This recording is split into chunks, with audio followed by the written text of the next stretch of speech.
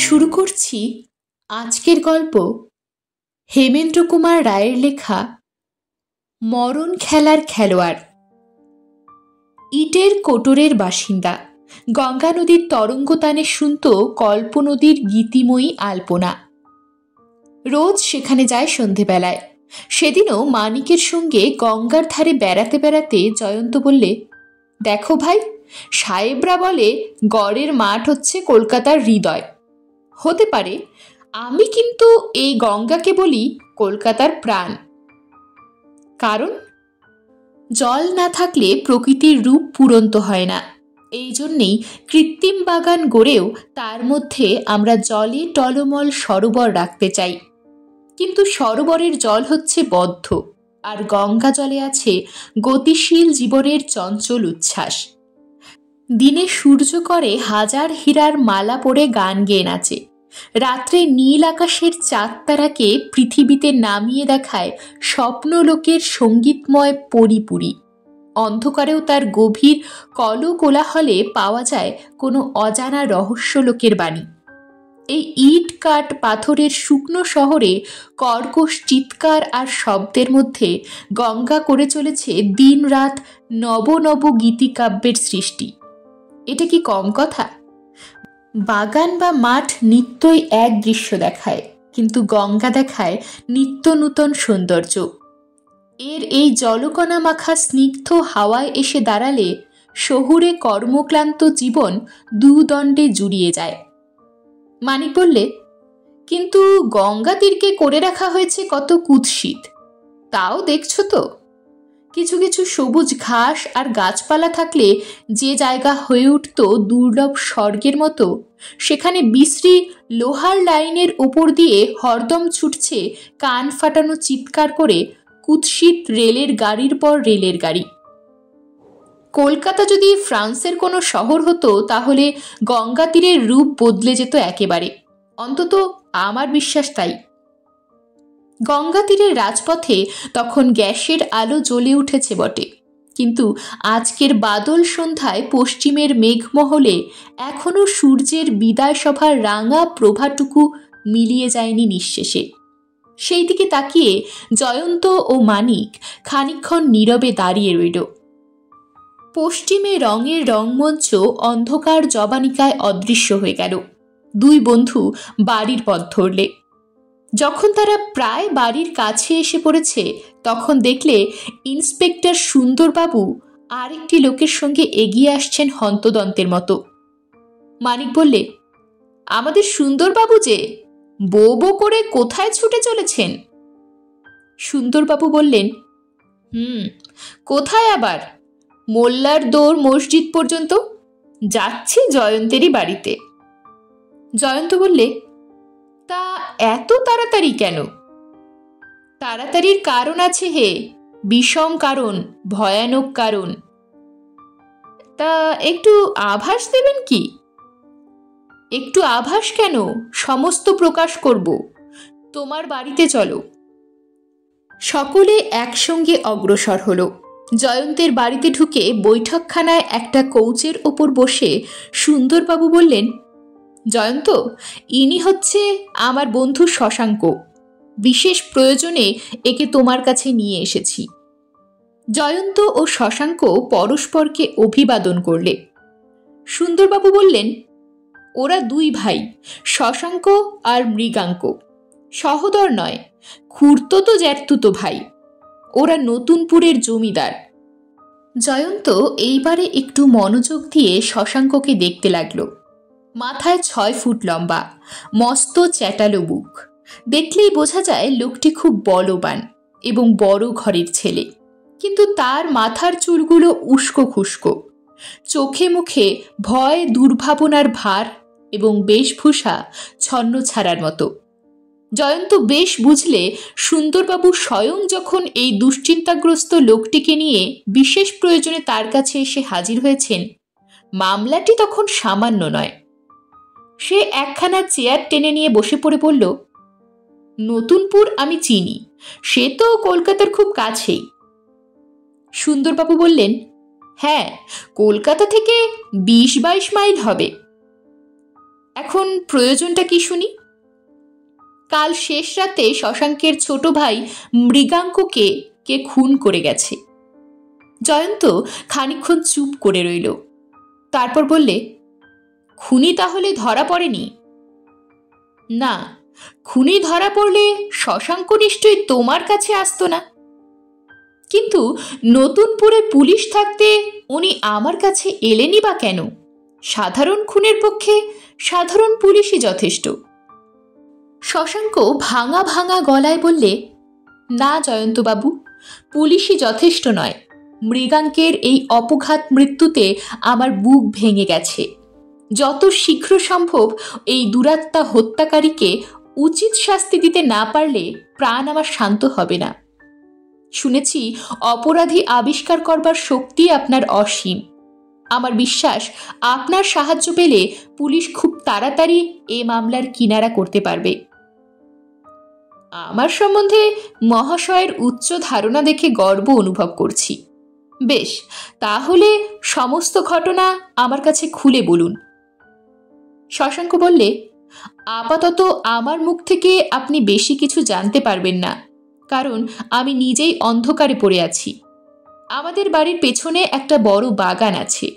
সেই বাগানের ধারেই দোতলায় আমার আর মৃগাঙ্কের ঘর। পাশাপাশি নয়, মাঝে আরও 4খানা ঘর আছে। কাল রাত 12টা পর্যন্ত জমিদারি কাগজপত্র নিয়ে আমাকে ব্যস্ত থাকতে হয়েছিল। তারপর ঝুপঝুপ করে বৃষ্টি এলো, আমিও শুতে গেলুম। ভোরবেলায় জেগেই শুনি বাড়ির ভেতরে মহা গোলমাল, কান্নাকাটি উঠেছে। ঘর থেকে বেরুতেই দাসী ছুটে এসে বললে, ছোটবাবুকে কে খুন করে গেছে। আমি তো হতভম্ব, বিশ্বাসই হলো না। কিন্তু তাড়াতাড়ি মৃগাঙ্কের ঘরে গিয়ে সচক্ষে যে শোচনীয় দৃশ্য দেখলুম, তা মনে করে এখনো আমার বুক শিউরে উঠছে। ঘরের মেঝেতে মৃগাঙ্কের দেহ হাত পা ছড়িয়ে পড়ে রয়েছে। তার গলায় কতগুলো আঙ্গুলের দাগ। দেখলেই বোঝা যায় কেউ তাকে নিষ্ঠুরভাবে গলা টিপে হত্যা করেছে। জয়ন্ত বললে, মৃগাঙ্কবাবু কি বিবাহ করেননি? তার ঘরে কি আর কেউ ছিল না? আমি বিপত্নিক, আর মৃগাঙ্ক বিবাহ করেনি। খুনি কি করে বাড়ির ভেতরে এলো? পুলিশের মত হচ্ছে খুনি খিড়কির দরজা দিয়ে বাগানের ভেতরে ঢুকেছিলেন। আপনাদের খিড়কি দরজা কি বন্ধ থাকে না? থাকে, তবে ঘটনার পরদিন অর্থাৎ আজকে সকালে দরজা খোলা অবস্থাতেই পাওয়া যায়। আমার বিশ্বাস খুনি পাঁচিল টপকে বাগানে ঢুকে পালাবার সময় খিড়কির দরজা খুলে বেরিয়ে গিয়েছিল। সম্ভব, কিন্তু পুলিশের মত হচ্ছে অন্যরকম। পুলিশ বলে খুনি খোলা খিড়কির দরজা দিয়েই বাগানে ঢুকেছিল। তা পুলিশের এমন মতের কারণ কি? খিড়কির দরজার উপরে অনেকগুলো পায়ের দাগ পাওয়া গিয়েছে। জয়ন্ত উৎসাহিত কণ্ঠে বলে উঠল, পায়ের দাগ? আগে হ্যাঁ, বলেছি তো, কাল রাতে বৃষ্টি হয়েছিল। পথের পুরু কাদায় অনেক পায়ের দাগ পাওয়া গিয়েছে। পুলিশ সেই পদচিহ্ন পরীক্ষা করে বলেছে খুনি সিধে এসে খোলা খিড়কির দরজা দিয়ে বাগানের ভেতরে ঢুকেছে। পুলিশ আরও অনেক আশ্চর্য কথা বলেছে। কিরকম? আমাদের বাড়ির খিড়কি থেকে নতুনপুরের শ্মশান পর্যন্ত একটা সরু কাঁচা পথ আছে। পথটা আমাদের জমির ওপর দিয়ে গিয়েছে। এ পথ দিয়ে বড় একটা লোক চলাচল নেই। পুলিশের মতে খুনি শ্মশান থেকে ওই পথ দিয়ে ঘটনাস্থলে এসেছে এবং খুন করে ওই পথ দিয়েই আবার শ্মশানে ফিরে গেছে। 2 চোখ পাকিয়ে সুন্দরবাবু বলে উঠলেন, বাপরে, শ্মশান থেকে আগমন, শ্মশানেই প্রস্থান! খুনি কি তবে মানুষ নয়? শশাঙ্ক বললে, পুলিশের মতে খুনির দলে আরও একজন লোক ছিল। জয়ন্ত বললে, তাহলে তো অনেক কথাই জানা গিয়েছে দেখছি। আচ্ছা, আপাতত আবার ঘটনাস্থলে ফিরে আসা যাক। খিড়কি দরজা দিয়ে খুনিরা বাগানে ঢুকেছে। বাগানে তাদের পায়ের চিহ্ন পাওয়া গিয়েছে। না, বাগানের পথে লাল কাকর ঢালা, সেখানে পায়ের ছাপ পড়ে না। বাগান থেকে বাড়িতে ঢুকবার জন্যে নিশ্চয়ই তার মানে কোনো দরজা আছে। আছে, কিন্তু সে দরজা ঘটনার পরেও বন্ধ ছিল। খুনিরা নিশ্চয়ই অন্য কোনো উপায়ে বাড়ির ভেতরে ঢুকে আবার বেরিয়ে গিয়েছে। তা তারা মৃগাঙ্কবাবুর ঘরে ঢুকলো কেমন করে? মৃগাঙ্কের একটা বদ অভ্যাস ছিল। গ্রীষ্ম আর বর্ষাকালের গুমোটের সময়ে সে ঘরের জানলা দরজা বন্ধ করত না। তা জমিদার বাড়িতে তো অনেক লোকজন থাকাই স্বাভাবিক। কেউ খুনিদের সাড়া পেয়েছিল কি? কেউ না, তারা এসেছে গিয়েছে যেন ছায়ার মতো নীরবে। তা মৃগাঙ্কবাবুর ঘর থেকে কিছু চুরি গিয়েছে? একটা কুটোও না। তবে তাকে খুন করার উদ্দেশ্য কি? কারুর সঙ্গে তার শত্রুতা ছিল? শশাঙ্ক অল্পক্ষণ চুপ করে রইল, তারপর ধীরে ধীরে বললে, আমার মনে যে সন্দেহ হচ্ছে তাই বলি। নতুনপুরের শ্মশানে কালভৈরবের একটি পুরনো মন্দির আছে। আমাদের মাহিনা করা এক পূজারী রোজ সেখানে পূজা করতে আসে। দিন তিনেক আগে পূজারী সেখানে গিয়ে দেখে কোথা থেকে এক সন্ন্যাসী এসে সেই মন্দির দখল করে বসেছে। বলে এবার থেকে সেই হবে সেখানকার সেবায়েত, আর কারুকে মন্দিরে ঢুকতে দেবে না। পূজারী এসে আমাদের কাছে নালিশ জানায়। এ হচ্ছে পরশু সকালের কথা। মৃগাঙ্ক ভারী রাগী মেজাজের লোক ছিল। সে তো তখনই ক্ষেপে উঠে শ্মশানে গিয়ে সন্ন্যাসীকে ধরে খুব মারপিট করে বলে, কাল থেকে তোকে যদি এখানে দেখতে পাই তাহলে একেবারে খুন করে ফেলব। সন্ন্যাসী পরশুরাত্রেই অদৃশ্য হয়, কিন্তু যাবার সময় নাকি অভিশাপ দিয়ে যায় তেরাত্রি পোয়াবার আগে সে অপরাধের প্রতিশোধ নেবে। তাহলে আপনার বিশ্বাস এই খুনের মূলে আছে সেই সন্ন্যাসী? বিশ্বাস নয়, সন্দেহ। সন্ন্যাসীকে নতুনপুরের কেউ চেনে না? না, লোকে তাকে সেই প্রথম দেখলে। তাহলে সে কেমন করে আপনাদের বাড়ির পথঘাট চিনলে? কেমন করে জানলে মৃগাঙ্কবাবু কোন ঘরে শয়ন করতেন? এ প্রশ্নের উত্তর দেওয়া কঠিন। আপনি যা বললেন তাতে মনে হচ্ছে এখন আগে আমাদের দরকার আপনাদের বাড়িটা দেখা। মোটরে নতুনপুর যেতে বেশিক্ষণ লাগবে না। সুন্দরবাবুও কি আমাদের সঙ্গে সাথী হবেন? না না, ছুটি নেই। পারি তো পরে যাব। আর সত্যি কথা বলতে কি, খুনি যেখানে শ্মশান থেকে আসে আর শ্মশানে ফিরে যায়, সেখানে তোমরা কেউ আমাকে পাবার আশা করো না। বড় বড় চারিটি মহল ও মস্ত বাগান দিয়ে নতুনপুরের জমিদার বাড়ি প্রায় ৩০-৩৫ বিঘে জমি দখল করে দাঁড়িয়ে আছে। বহুকালের পুরাতন অট্টালিকা, নিয়মিত সংস্কার অভাবে মলিন ও জীর্ণ। অধিকাংশ ঘরই অন্ধকার। মাঝে মাঝে দূরে দূরে মিটমিট করে কেরোসিনের আলো জ্বলছে, অত্যন্ত বিষণ্ণভাবে। তীক্ষ্ণ দৃষ্টিতে এইসব লক্ষ্য করে জয়ন্ত ও মানিক মনে মনে বুঝলে শশাঙ্কবাবু জমিদার হতে পারেন, কিন্তু তার আর্থিক অবস্থা আশাপ্রদ নয়। শশাঙ্ক তাদের নিয়ে আগে গেল বাগানের ভেতরে। বাগান বলতে আমরা যা বুঝি একে তা বলা যায় না। ছোট ছোট ফুল গাছের চারা সেখানে নেই বললেই হয়। মান্ধাতার আমলের বুড়ো বুড়ো অশ্বত্থ, বট, আম, জাম, কাঁঠাল, তাল, নারিকেল গাছ যেখানে সেখানে ভিড় করে দাঁড়িয়ে রীতিমতো অরণ্যের সৃষ্টি করেছে। ইলেকট্রিক টর্চের আলো ইতস্তত চালনা করে জয়ন্ত ও মানিক দেখলে প্রকাণ্ড একটা পুকুরে সবুজ পানার চাদর ছিঁড়ে মাঝে মাঝে চকচক করছে কালো জল। মানিক বললে, শশাঙ্কবাবু, আমি তো দেখছি আপনারা দস্তুর মতো ম্যালেরিয়ার চাষ করেন। ওই পুকুরে রোজ কত লক্ষ মশার জন্ম হয়, তার হিসাব রেখেছেন? শশাঙ্ক ম্লান হেসে বললে, আজ আমাদের ভগ্ন দশা। শুনেছি আগে আমাদের বাৎসরিক আয় ছিল ৫ লক্ষ টাকা, কিন্তু সেই আয় এখন দাঁড়িয়েছে বাৎসরিক ২০,০০০-এ। জয়ন্ত জিজ্ঞাসা করলে, মৃগাঙ্কবাবু যখন বিবাহ করেননি তখন তার সম্পত্তি তো আপনিই পাবেন। হ্যাঁ, কিন্তু ভাইকে হারিয়ে সম্পত্তি আমার বিষের মতন মনে হচ্ছে। মৃগাঙ্কের বউ ছেলে থাকলেই আমি খুশি হতুম। পায়ে পায়ে সকলে খিড়কির সামনে এসে দাঁড়ালো। শশাঙ্ক দরজার পাল্লা খুলে বললে, এইখানে পদচিহ্ন পাওয়া গেছে। জয়ন্ত মাটির ওপরে আলো ফেলে পরীক্ষা করে বললে, আজ দিনের বেলাতেও এখানে বৃষ্টি হয়েছিল? হ্যাঁ, খুব জোরে। দেখতেই পাচ্ছি, সমস্ত চিহ্ন প্রায় ধুয়ে মুছে গিয়েছে। আমারই দুর্ভাগ্য, ওগুলো দেখতে পেলে উপকার হতো।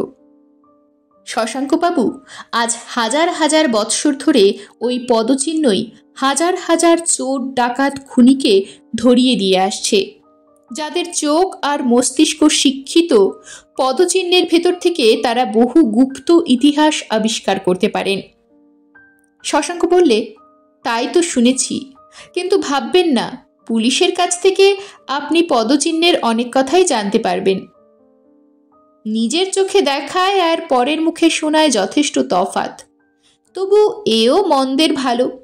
এখানে তদারক করতে এসেছিলেন কে? থানার এক সাব ইন্সপেক্টর, নাম কুমুদ বাবু, বয়স অল্প, কিন্তু উৎসাহ তার অসীম। কাল সকালেই তার কাছে নিয়ে গেলে খুশি হব। এখন চলুন আপনার বাড়ির দিকে। বাড়ির কাছে গিয়ে জয়ন্ত জিজ্ঞাসা করলে, বাগান থেকে বাড়িতে ঢুকবার দরজা কোথায়? ওইখানে, কিন্তু আপনাকে তো বলেছি, খুনি ও দরজা দিয়ে ভেতরে ঢোকেনি। খুনের পরেও ও দরজা ভেতর থেকেই বন্ধ ছিল। সেইখানে দাঁড়িয়ে জয়ন্ত বাড়িখানাকে বেশ ভালো করে দেখে নিয়ে বললে, মানিক, তুমি শশাঙ্কবাবুর সঙ্গে এইখানে দাঁড়িয়ে খানিকক্ষণ কথাবার্তা কও, ততক্ষণ আমি বাড়িখানাকে একবার প্রদক্ষিণ করে আসি। জয়ন্ত চলে গেল। শশাঙ্ক বললে, মানিকবাবু, আপনার বন্ধুর নাম ডাক তো খুব শুনি। আপনার কি মনে হয় উনি এ মামলার কিনারা করতে পারবেন? জয়ন্ত এর চেয়ে ঢের শক্ত মামলার কিনারা করেছে। শশাঙ্ক আর কিছু বললে না। মিনিট 15 পরে জয়ন্ত বাড়ির অন্য দিক দিয়ে ফিরে এলো। তাকে ঘন ঘন নস্যি নিতে দেখে মানিক আশ্বস্ত হলো, কারণ সে জানে কোনো দরকারি সূত্র আবিষ্কার করতে পারলে ঘন ঘন নস্যি নেয় তার বন্ধু। জয়ন্ত এসে বললে, শশাঙ্কবাবু, আপনার যে পূর্বপুরুষ এই বাড়িখানা তৈরি করেছিলেন, তিনি খুব হুঁশিয়ার ব্যক্তি। এ কথা কেন বলছেন? চারিদিকে আমি নিজে বারবার চেষ্টা করে দেখলুম, কিন্তু বাহির থেকে কোনো কৌশলেই উপরে উঠতে পারলুম না। তাহলে খুনি কেমন করে বাড়ির দোতলায় উঠল? জয়ন্ত সহজ স্বরেই বললে, বাড়ির ভেতর থেকে খুনের আগে আর পরে কেউ এই দরজা খুলে আর বন্ধ করে দিয়েছে। শশাঙ্ক প্রবল মস্তক আন্দোলন করে বললে, না, অসম্ভব। তাহলে বলতে হয় খুনের আগে আর পরে এ দরজা খোলা ছিল। না, তাও অসম্ভব। আমি নিজে দেখেছি দরজা বন্ধ। তবে বাড়ির কোথাও গুপ্তদ্বার আছে, খুনি সে খবর জানে। ব্যঙ্গপূর্ণ স্বরে শশাঙ্ক বললে, আর বাড়ির মালিক আমি সে খবর জানি না। জয়ন্ত হাসতে হাসতে বললে, বাড়ির মালিককে আমি আরেকটা নতুন খবর দিতে পারি। জানেন, আমি যখন চারিদিক পরীক্ষায় ব্যস্ত ছিলুম, তখন অন্ধকারে গাছপালার আড়ালে আড়ালে গা ঢেকে একজন লোক আমার কার্যকলাপ লক্ষ্য করছিল। বলতে পারেন কে সে? শশাঙ্ক প্রথমটা অবাক হয়ে রইল, তারপর ব্যস্ত হয়ে বললে, বলেন কি? আচ্ছা দাঁড়ান একটু, আমি এখনই দারোয়ানদের হুকুম দিচ্ছি, দুরাত্মাকে ধরে আনুক। কি সর্বনাশ, বাড়ির ভেতরে শত্রু! মিছে দারোয়ানদের ডাকবেন না। আমি তাকে ধরবার চেষ্টা করেছিলুম, পারিনি।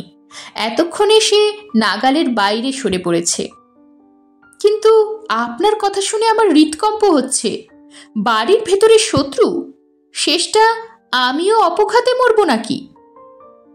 সাবধানে থাকলে ভয় কি। এখন চলুন মৃগাঙ্কবাবুর ঘরটা দেখে আসি। বাড়ির ভেতরে ঢুকে জয়ন্ত টর্চের আলো দেওয়ালের গায়ে বুলোতে বুলোতে এগিয়ে চলল। তারপর সিঁড়ির দ্বিতীয় ধাপেই দাঁড়িয়ে পড়ে বলল, শশাঙ্কবাবু, খুনি গলা টিপে ধরাতে মৃগাঙ্কবাবুর মুখ দিয়ে রক্ত উঠেছিল? শশাঙ্ক বিস্মিত স্বরে বললে, উঠেছিল, কিন্তু আপনি কি করে জানলেন? দেখুন, বলেই জয়ন্ত সিঁড়ির দেওয়ালের এক জায়গায় টর্চের আলো স্থির করলে। মানিক ও শশাঙ্ক দুজনেই দেখলে দেওয়ালের গায়ে খানিকটা লাল দাগ লেগে রয়েছে।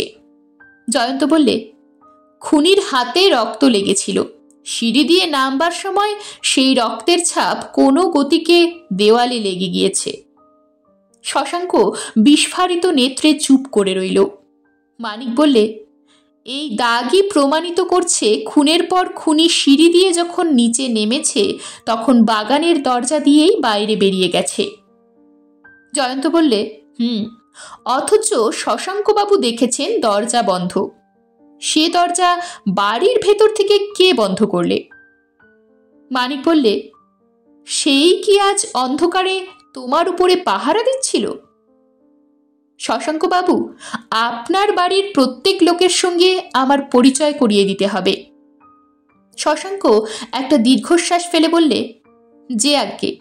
এখন চলুন মৃগাঙ্কবাবুর ঘরে।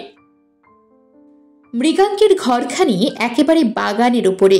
মৃতদেহ সেখানে আর ছিল না বটে, কিন্তু ঘরে ঢুকে তবু যেন সকলে অনুভব করলে অদৃশ্য মৃত্যুর কেমন একটা থমথমে ভয় ভয় ভাব। অন্ধকার বাগান থেকে বাতাসে সেখানেও ভেসে আসছিল হাসদুহানা আর চাপার মিশ্র গন্ধ।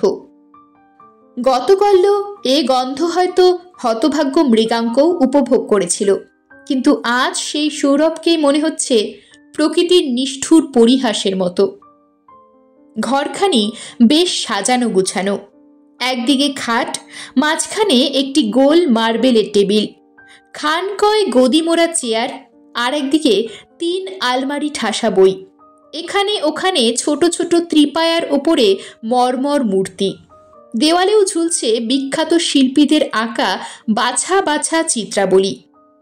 জয়ন্ত বললে, ঘর দেখলে ঘরের মালিকের স্বভাব বোঝা যায়। মৃগাঙ্কবাবু শৌখিন, রসিক আর পণ্ডিত ব্যক্তি ছিলেন। শশাঙ্ক বললে, ঠিক, কিন্তু সে যে পণ্ডিত ছিল এ কথা কেমন করে বুঝলেন? আলমারির বইগুলির নাম পড়ে, সব বই উঁচু দরের। আচ্ছা শশাঙ্কবাবু, এ ঘরে আর বিশেষ দ্রষ্টব্য কিছুই নেই।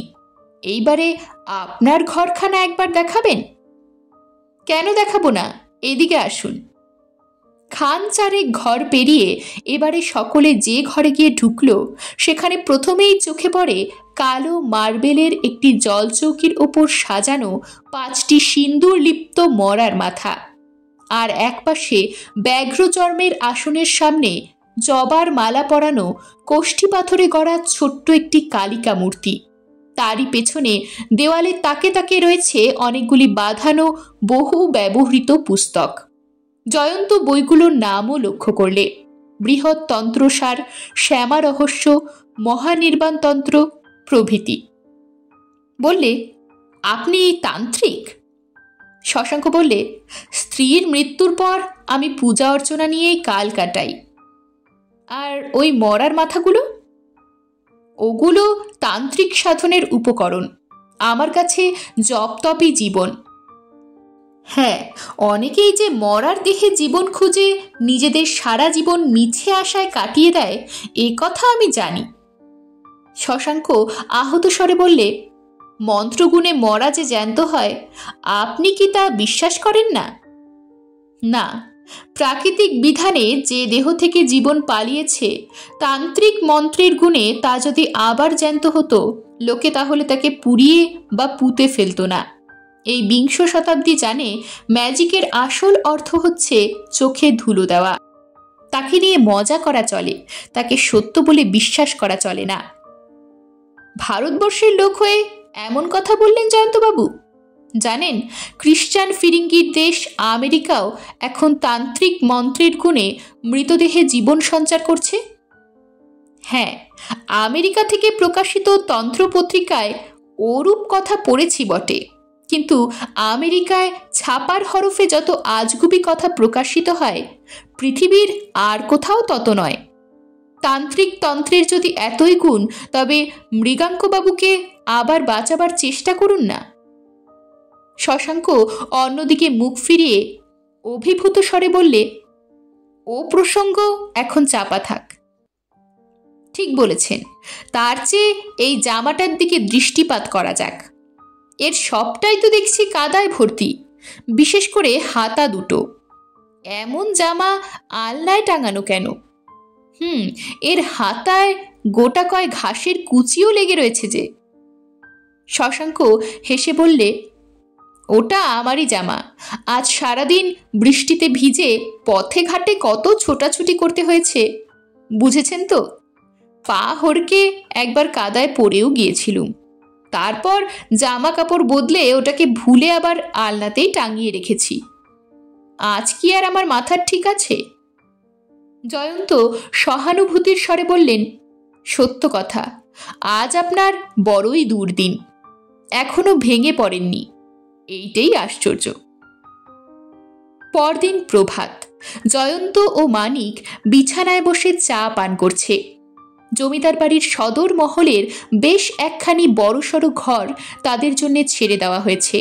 ঘরের সামনেই খানিকটা খোলা জমি, তারপর ফটক, তারপর একটা বড় রাস্তা। জয়ন্ত বললে, ভোরে উঠে আমার নিত্যকর্মের মধ্যে প্রথম হচ্ছে বাঁশি বাজানো, কিন্তু বাঁশিটি সঙ্গে আনতে ভুলে গিয়েছি। মানিক হেসে বললে, তবেই তো মুশকিল দেখছি। তুমি আবার বলো সকালে বাঁশি না বাজালে তোমার বুদ্ধি নাকি খোলে না। আমার তো তাই বিশ্বাস, কিন্তু আজ আমার বুদ্ধি খুব বেশি না খুললেও চলবে। সে কি হে, তোমার হাতে আজ এত বড় একটা মামলা? না মানিক, এ মামলাটাকে আমি বড় মামলা বলি না। বলেই জয়ন্ত চায়ের পেয়ালা রেখে কামাবার সরঞ্জাম নিয়ে বসল। মানিক বললে, কারণ? কারণ কালকেই আমরা আবিষ্কার করে ফেলেছি, হয় খুনি নিজে, নয় তার সহকারী এই বাড়ির ভেতরেই আছে। পুকুর যখন পেয়েছি, জাল ফেলে মাছ ধরতে বেশি দেরি লাগবে না।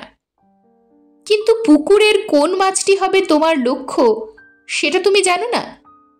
শীঘ্রই জানতে পারবো। ধরতে গেলে এখনো আমি কাজ শুরুই করিনি। আগে থানায় গিয়ে সাব ইন্সপেক্টর কুমুদবাবুর মতামত শুনি।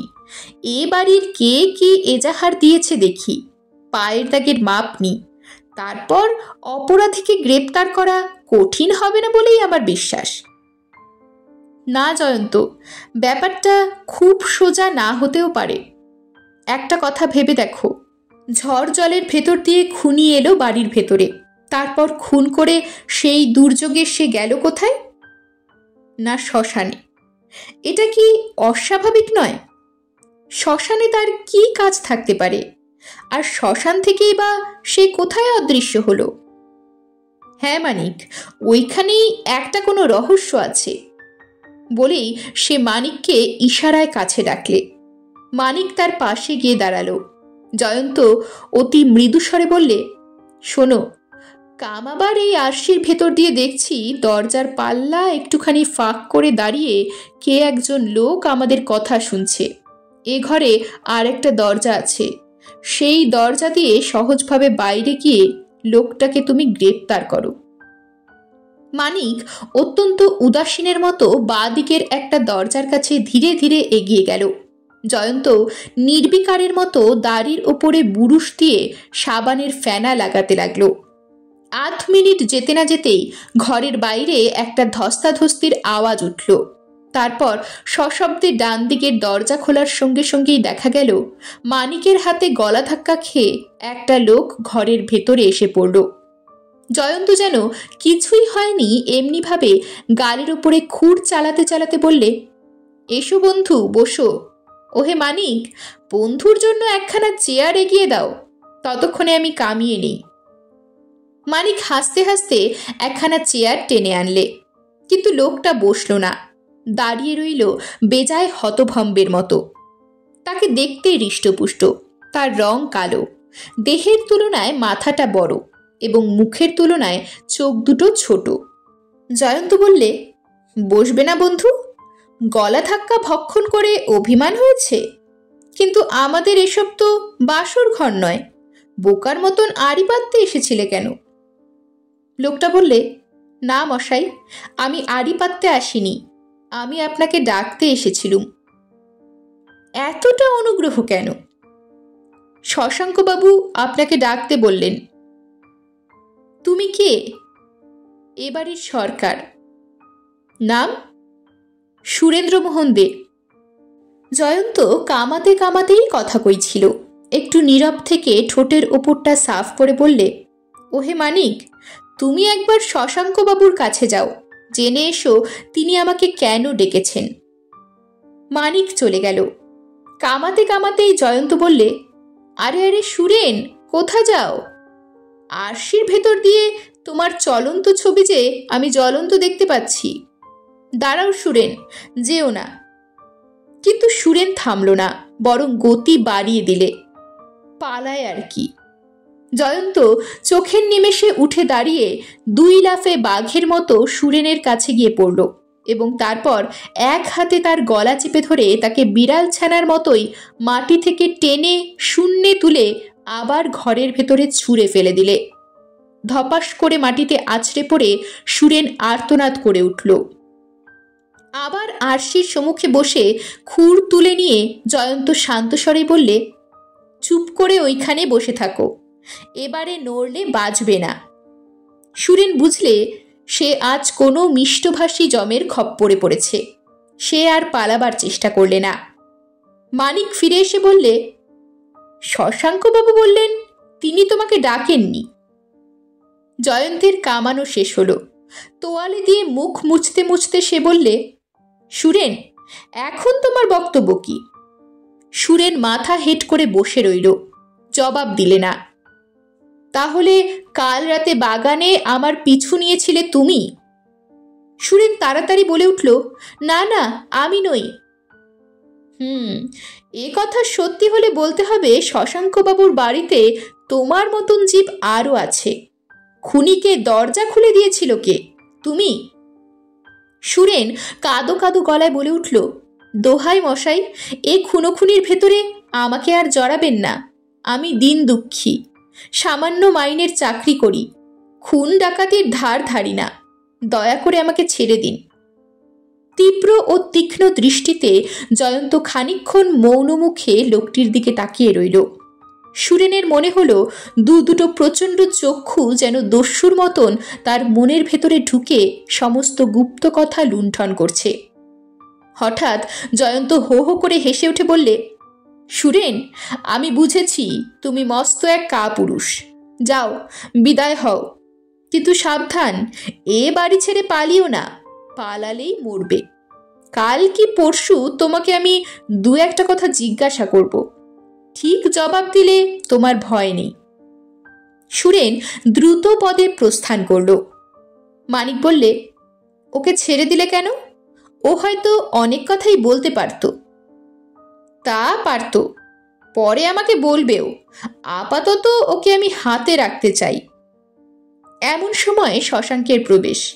এসেই প্রশ্ন, আমি যে আপনাকে ডেকেছি এ কথা আপনার কাছে কে বললে? আপনাদের সরকার। সুরেন ভুল বলেছে, এজন্যে তাকে আমি শাস্তি দেব। দরকার নেই, চলুন শশাঙ্কবাবু, এইবারে আমরা থানার সাব ইন্সপেক্টর কুমুদবাবুর সঙ্গে আলাপ করতে যাই। পদচিহ্নের ইতিহাস শুনতে হবে। আপনি প্রস্তুত তো? হ্যাঁ। সাব ইন্সপেক্টর কুমুদচন্দ্র সেনের বয়স 30-এর ভেতরে। থানার প্রধান কর্মচারী অসুস্থ বলে এই খুনের মামলার ভার পড়েছে তারই উপরে। কুমুদ খুব উৎসাহী পুলিশ কর্মচারী, এদেশের সাধারণ পুলিশের লোকের মতো নয়। সে প্রাচ্য ও পাশ্চাত্য অপরাধতত্ত্ব সম্বন্ধে নানা পুস্তক নিয়মিত রূপে পাঠ করে এবং যা পড়ে তা নিয়ে স্বাধীন চিন্তা করতেও ভোলে না। উল্লেখযোগ্য মামলা হাতে পেলে সে কাজও করে আধুনিক বৈজ্ঞানিক প্রথা অনুসারে। শশাঙ্কের মুখে জয়ন্তের পরিচয় পেয়েই কুমুদ বিপুল পুলকে বলে উঠল, সুপ্রভাত জয়ন্তবাবু, সুপ্রভাত। আপনার সঙ্গে চাক্ষুষ পরিচয়ই ছিল না, কিন্তু আপনার সমস্ত কীর্তিকলাপই আমি জানি। আপনার সঙ্গে কাজ করার সুযোগ পাওয়াও সৌভাগ্য। শশাঙ্কবাবুর সুবুদ্ধিকে ধন্যবাদ দিই, তিনি ঠিক সময় ঠিক লোককেই স্মরণ করেছেন। শশাঙ্ক বললে, আমার ভাইয়ের হত্যাকারীকে ধরবার জন্যে আমি অত্যন্ত ব্যস্ত হয়ে উঠেছি। জয়ন্ত সবিনয় বললে, কুমুদবাবু, আপনার কাছে আমার এক আবেদন আছে। বিনয় কুমুদও কম নয়, বললে, আবেদন নয় জয়ন্তবাবু, আদেশ। জয়ন্ত বললে, বাপরে, বলেন কি? অনেক পুলিশের লোকই তো দেখলুম, মেজাজ তাদের লাট বেলাটের মতো। বাইরের লোক আদেশ দিলে তারা কি আর রক্ষা রাখবেন? মুখ টিপে হেসে কুমুদ বললে, আমি শিক্ষার্থী মাত্র, বিশেষজ্ঞের সম্মান রাখতে জানি। এখন কি আদেশ বলুন? জয়ন্ত বললে, শশাঙ্কবাবুদের বাগানের খিড়কি দরজার সামনে আপনি যে পদচিহ্নগুলো দেখেছিলেন, দয়া করে তাদের কথা কিছু বলুন।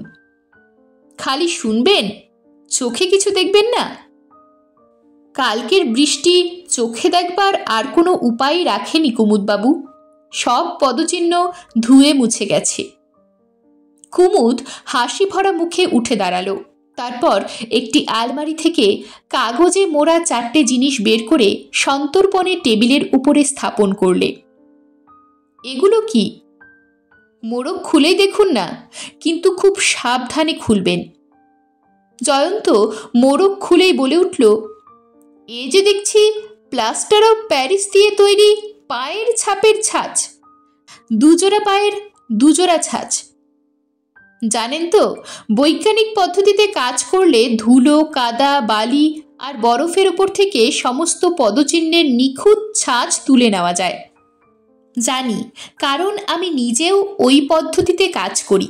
কিন্তু বাংলাদেশের পুলিশও যে এই পদ্ধতি অবলম্বন করেছেন তা আমি জানতুম না। এইবারেই আমার অন্ন মারা গেল দেখছি। নির্ভয় হন জয়ন্তবাবু, আপনার দিন এখনো ফুরোয়নি। বাংলা পুলিশ এখনো এসব নিয়ে মাথা ঘামাতে রাজি নয়।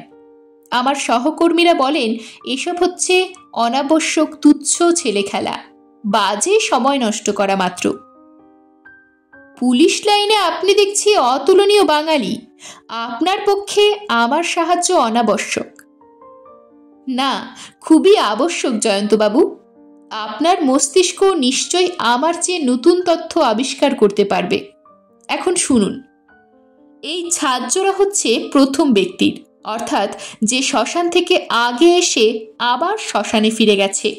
আর দ্বিতীয় ব্যক্তির পদচিহ্ন থেকে এই ছাদজোড়া তুলেছি, যে খিড়কির দরজা থেকে বেরিয়ে শ্মশানে গেছে, আবার ফিরে এসে শশাঙ্কবাবুদের বাড়ির ভেতরে ঢুকেছে। কি করে এসব অনুমান করেছেন? এ তো খুবই সোজা। ধরুন, আমি শ্মশান থেকে কর্দমাক্ত পথ দিয়ে শশাঙ্কবাবুর বাড়ির খিড়কির দরজায় গিয়ে হাজির হলুম। তারপর ভেতরে ঢুকে কাজ সেরে আবার শ্মশানে ফিরে গেলুম। তারপর আপনি বেরুলেন খিড়কি দিয়ে ওই এক পথেই। তখন আপনার পায়ের চিহ্ন প্রায়ই পড়বে আমার পায়ের চিহ্নের উপরে। তারপর আপনি যখন শ্মশান থেকে ফিরবেন তখন আপনার পায়ের চিহ্ন মাঝে মাঝে কেবল আমার উপরে নয়, আপনার নিজেরও আগেকার শ্মশানমুখ পদচিহ্নের উপরে গিয়ে পড়বে। কেমন, তাই নয় কি? আপনার যুক্তিটা অকাট্য। মোট কথা, প্রথম ব্যক্তি শ্মশান থেকে এসে আবার সেখানেই ফিরে গেছে। আশ্চর্যের বিষয়, তারপর সে যে কোথায় গেল পদচিহ্ন দেখে তা আর বোঝবার উপায় নেই।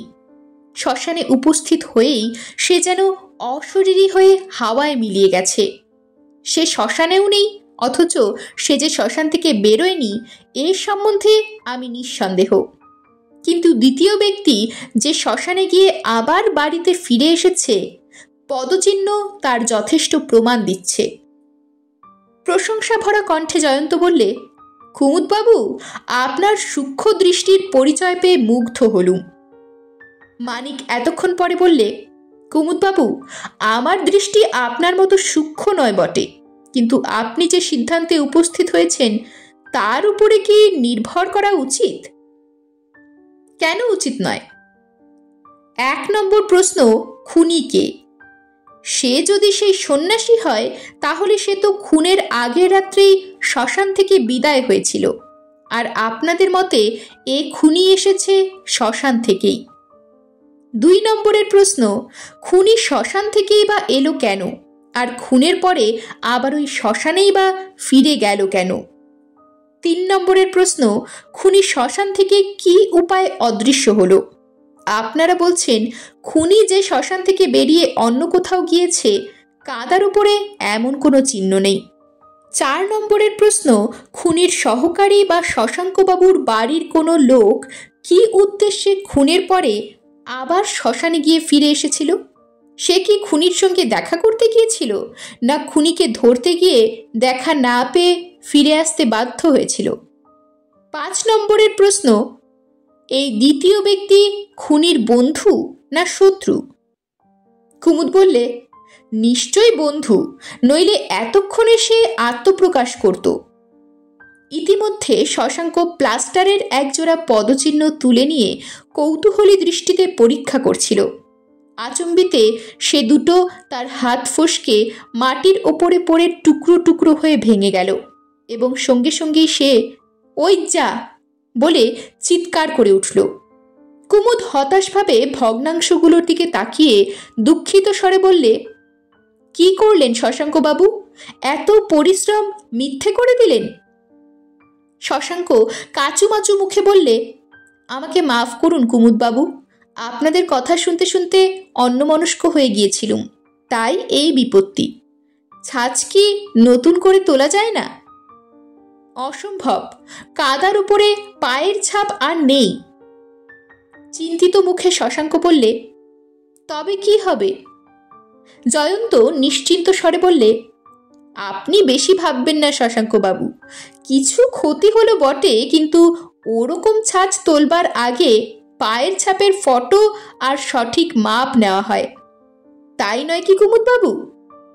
আগে হ্যাঁ, কাজ চালাবার পক্ষে তাই যথেষ্ট। শশাঙ্ক উৎফুল্ল স্বরে বললে, আহ, শুনে হাঁপ ছেড়ে বাঁচলুম, আমার যা ভয় হয়েছিল।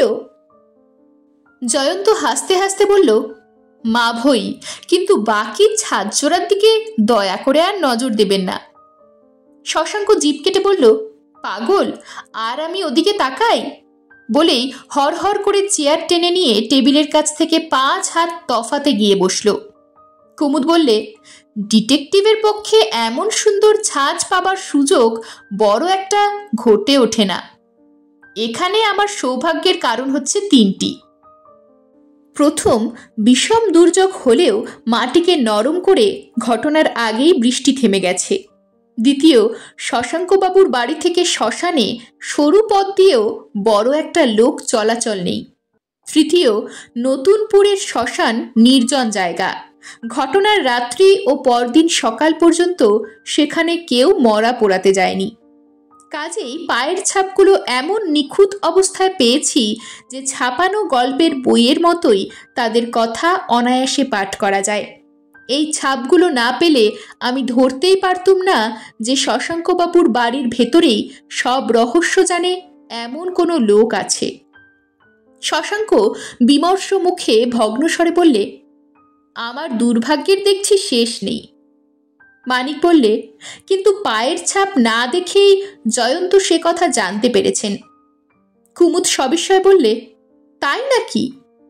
জয়ন্ত বললে, আমার দৃঢ় বিশ্বাস শশাঙ্কবাবুর বাড়ির ভেতর থেকেই খুনিকে কেউ দরজা খুলে দিয়েছিল। শশাঙ্ক তেমনি বিষণ্ণভাবে বললে, এ কথা শুনে পর্যন্ত আমার জীবন বিষাক্ত হয়ে উঠেছে, মন সর্বদাই ছ্যাঁত ছ্যাঁত করছে। কুমুদ বললে, কারুর উপরে আপনার সন্দেহ হয়? শশাঙ্ক বললে, যদিও আমাদের আসল পরিবার বড় নয়, তবু বাড়িতে আশ্রিত পোষা আত্মীয় কর্মচারী দাস দাসী আছে অনেক, হঠাৎ তাদের কার উপরে সন্দেহ করি বলুন? জয়ন্ত বললে, কিন্তু কাল রাতে আমি যখন বাগানে ছিলুম তখন কে একজন লোক লুকিয়ে আমায় অনুসরণ করছিল। আবার আজ সকালেই ও বাড়ির সরকার সুরেন আড়ি পেতে মানিকের সঙ্গে আমার কথা শুনছিল। শশাঙ্ক প্রায় স্তম্ভিতের মতো বললে, বলেন কি? এত বড় আস্পর্ধা সুরেনের? কই, এতক্ষণে এ কথা তো আমাকে বলেননি। দরকার হয়নি তাই বলিনি। শশাঙ্ক ক্রোধে প্রায় অবরুদ্ধ স্বরে বললে, আজকেই সুরেনকে আমি তাড়িয়ে দেব, হতভাগা পাজি নেমো খারাপ। কুমুদ দাঁড়িয়ে উঠে বললে, আপনি তাড়িয়ে দেবার আগেই সুরেনকে আমি গ্রেপ্তার করব। মানিক বললে, কিন্তু কি প্রমাণে? আড়ি পাতলে কেউ খুনির সহকারী হয় না। কুমুদ বললে, তা জানি, আইনের কেতাবে আড়ি পাতা একটা অপরাধ বলে গণ্য নয়, কিন্তু সুরেন যখন লুকিয়ে আপনাদের কথা শুনছিল তখন নিশ্চয়ই তার মনের ভেতরে পাপ আছে। হয়তো তার পায়ের মাপ দ্বিতীয় ব্যক্তির পায়ের মাপের সঙ্গে মিলে যাবে। আপাতত পরীক্ষা করব বলেই গ্রেপ্তার করব। জয়ন্ত রূপোর নস্যিদানি বের করে নস্যি নিতে নিতে বললেন, হ্যাঁ, গ্রেপ্তার করবেন, ইতিমধ্যে সে যদি না চম্পট দিয়ে থাকে। কুমুদ বললে, পালাবে? অসম্ভব। শশাঙ্কবাবুর বাড়ির চারদিকেই পুলিশ পাহারা বসেছে, সেখান থেকে এখন একটা মাছিও আর পালাতে পারবে না। জয়ন্ত আর একটি নস্যি নিয়ে বললে, আপনি দেখছি অতি সজাগ ব্যক্তি, আমার সাহায্য আপনার কাছে বাহুল্য মাত্র। চলুন তাহলে শ্রীমান সুরেনের সন্ধানে মহা সমারোহে যাত্রা করা যাক। সুরেনকে গ্রেপ্তার করে কুমুদ এলো জয়ন্ত ও মানিকের কাছে। সুরেন কাঁদছিল। জয়ন্ত বললে, শশাঙ্কবাবু কোথায় গেলেন? কুমুদ বললে, বাড়ির ভেতরে পুজো করতে। তার আবার ওসব বাতিক আছে কিনা? পৃথিবী না উল্টালে ঠিক সময়টিতে পুজোয় তাকে কেউ বাধা দিতে পারবে না। জয়ন্ত বললে, সুরেন, তুমি যে এত শীঘ্র পুলিশের দয়া দৃষ্টিতে পড়বে তা আমি জানতুম না। ভেবেছিলাম কাল পরশু তোমাকে গোটা কয়েক কথা জিজ্ঞাসা করব, কিন্তু কাল পরশু তুমি তো থাকবে থানায় বা হাজতে, অতএব কথাগুলো এখনই জিজ্ঞাসা করব কি? সুরেন কাঁদতে কাঁদতে বলল, আমি নির্দোষ, আমি কিছুই জানি না। কুমুদ ধমক দিয়ে বললে, চুপ কর বলছি, সব বদমাইশি আগে ওই কথাই বলে, তারপর রুলের গুঁতো খেলেই সুর বদলায়। জয়ন্ত বললে, কুমুদবাবু, সুরেনকে নিয়ে একবার আমি পাশের ঘরে যেতে পারি কি? অনায়াসেই, কিন্তু দেখবেন পালায় না যেন। সে বিষয়ে নিশ্চিন্ত থাকুন। এই বলে সুরেনকে নিয়ে জয়ন্ত ঘর থেকে বেরিয়ে গেল। মিনিট 15 পরে আবার তারা ফিরে এলো। মানিক লক্ষ্য করলে সুরেনের কান্না বন্ধ হয়েছে এবং জয়ন্ত নিচ্ছে ঘন ঘন নস্যি। জয়ন্ত বললে, কুমুদবাবু, আপাতত সুরেনের বিরুদ্ধে তো কোনো কেস নেই। না, তবে কেস তৈরি করতে কতক্ষণ? নাই বা তৈরি করলেন, সুরেনকে ছেড়ে দিন। কুমুদ সবিষয় বললে, সে কি, আপনি তো বললেন। আমি যা বলেছি মনে আছে, কিন্তু সুরেন আমার প্রশ্নের সন্তোষজনক উত্তর দিয়েছে। ওর আর থানায় যাবার দরকার নেই, ওর জন্যে আমিই দায়ী রইলুম। ওকে ডাকলেই দেখতে পাবেন। আচ্ছা জয়ন্তবাবু, আপনি কি ওর চোখের জল দেখে ভুলে গেলেন? জয়ন্ত হেঁট হয়ে কুমুদের কানে কানে ফিসফিস করে বললে, ভুলিনি, এটা আমার একটা চাল, ওকে ছেড়ে দিন। আমি বলছি ও পালাবে না। বেশ, তাই হোক, যাও সুরেন, আজ আর তোমাকে থানায় যেতে হবে না। সুরেন মহাবেগে প্রস্থান করল, ব্যাঘ্র দলের মধ্যে থেকে মেষ শাবকের মতো। কুমুদ একটু অসন্তুষ্ট স্বরে বললে, আপনার এ চালের মহিমা বুঝলুম না। জয়ন্ত হাসতে হাসতে বললে, সব জিনিসেরই মহিমা কি সবসময় বোঝা যায়? আমার দেখবার ইচ্ছা ছিল দ্বিতীয় ব্যক্তির পায়ের মাপের সঙ্গে ওর পায়ের মাপ মেলে কিনা। ও তো পারাচ্ছে না, দুদিন পরে মেলালেই বা ক্ষতি কি? অকারণে দেরি করেই বা লাভ কি? দেরি? কিচ্ছু দেরি হবে না মশাই, আমি ভবিষ্যৎবাণী করছি, ঠিক আর দুদিনের মধ্যেই শশাঙ্কবাবুর মনস্কামনা পূর্ণ হবে, অর্থাৎ তার ভাইয়ের হত্যাকারীকে কুমুদবাবু গ্রেপ্তার করবেন। কুমুদ মাথা নেড়ে বললে, না মশাই না, আমি ডিটেকটিভ উপন্যাসের অমানুষিক গোয়েন্দা নই, সেই যাদের কানের পাশ দিয়ে বোবো করে শত শত গুলি ছুটে যায় কিন্তু গায়ে লাগে না। আপনার পক্ষে ভবিষ্যৎবাণী করা সহজ, কিন্তু অত শীঘ্র তাকে সফল করবার শক্তি আমার হবে না। বেশ, আমার ভবিষ্যৎবাণী না হয় ব্যর্থই হবে, কিন্তু ও কথা রেখে এখন বলুন দেখি, আপনি আর কোনো নতুন তথ্য আবিষ্কার করতে পেরেছেন কিনা? নতুন তথ্য? হ্যাঁ, আপনার প্রশ্ন শুনে একটা কথা মনে পড়ে গেল, কিন্তু কথাটা হচ্ছে ভারী অদ্ভুত। কিরকম? আমাদের এলাকায় গেল 1.5 মাসের মধ্যে 3টে খুন হয়েছে। প্রথম খুনটাও হয় এই নতুনপুরেই। হত ব্যক্তির নাম শ্যামাকান্ত বক্সি। তার ব্যবসা ছিল সুদে টাকা খাটানো। দ্বিতীয় খুন হয় পাশের গ্রাম নন্দনপুরে।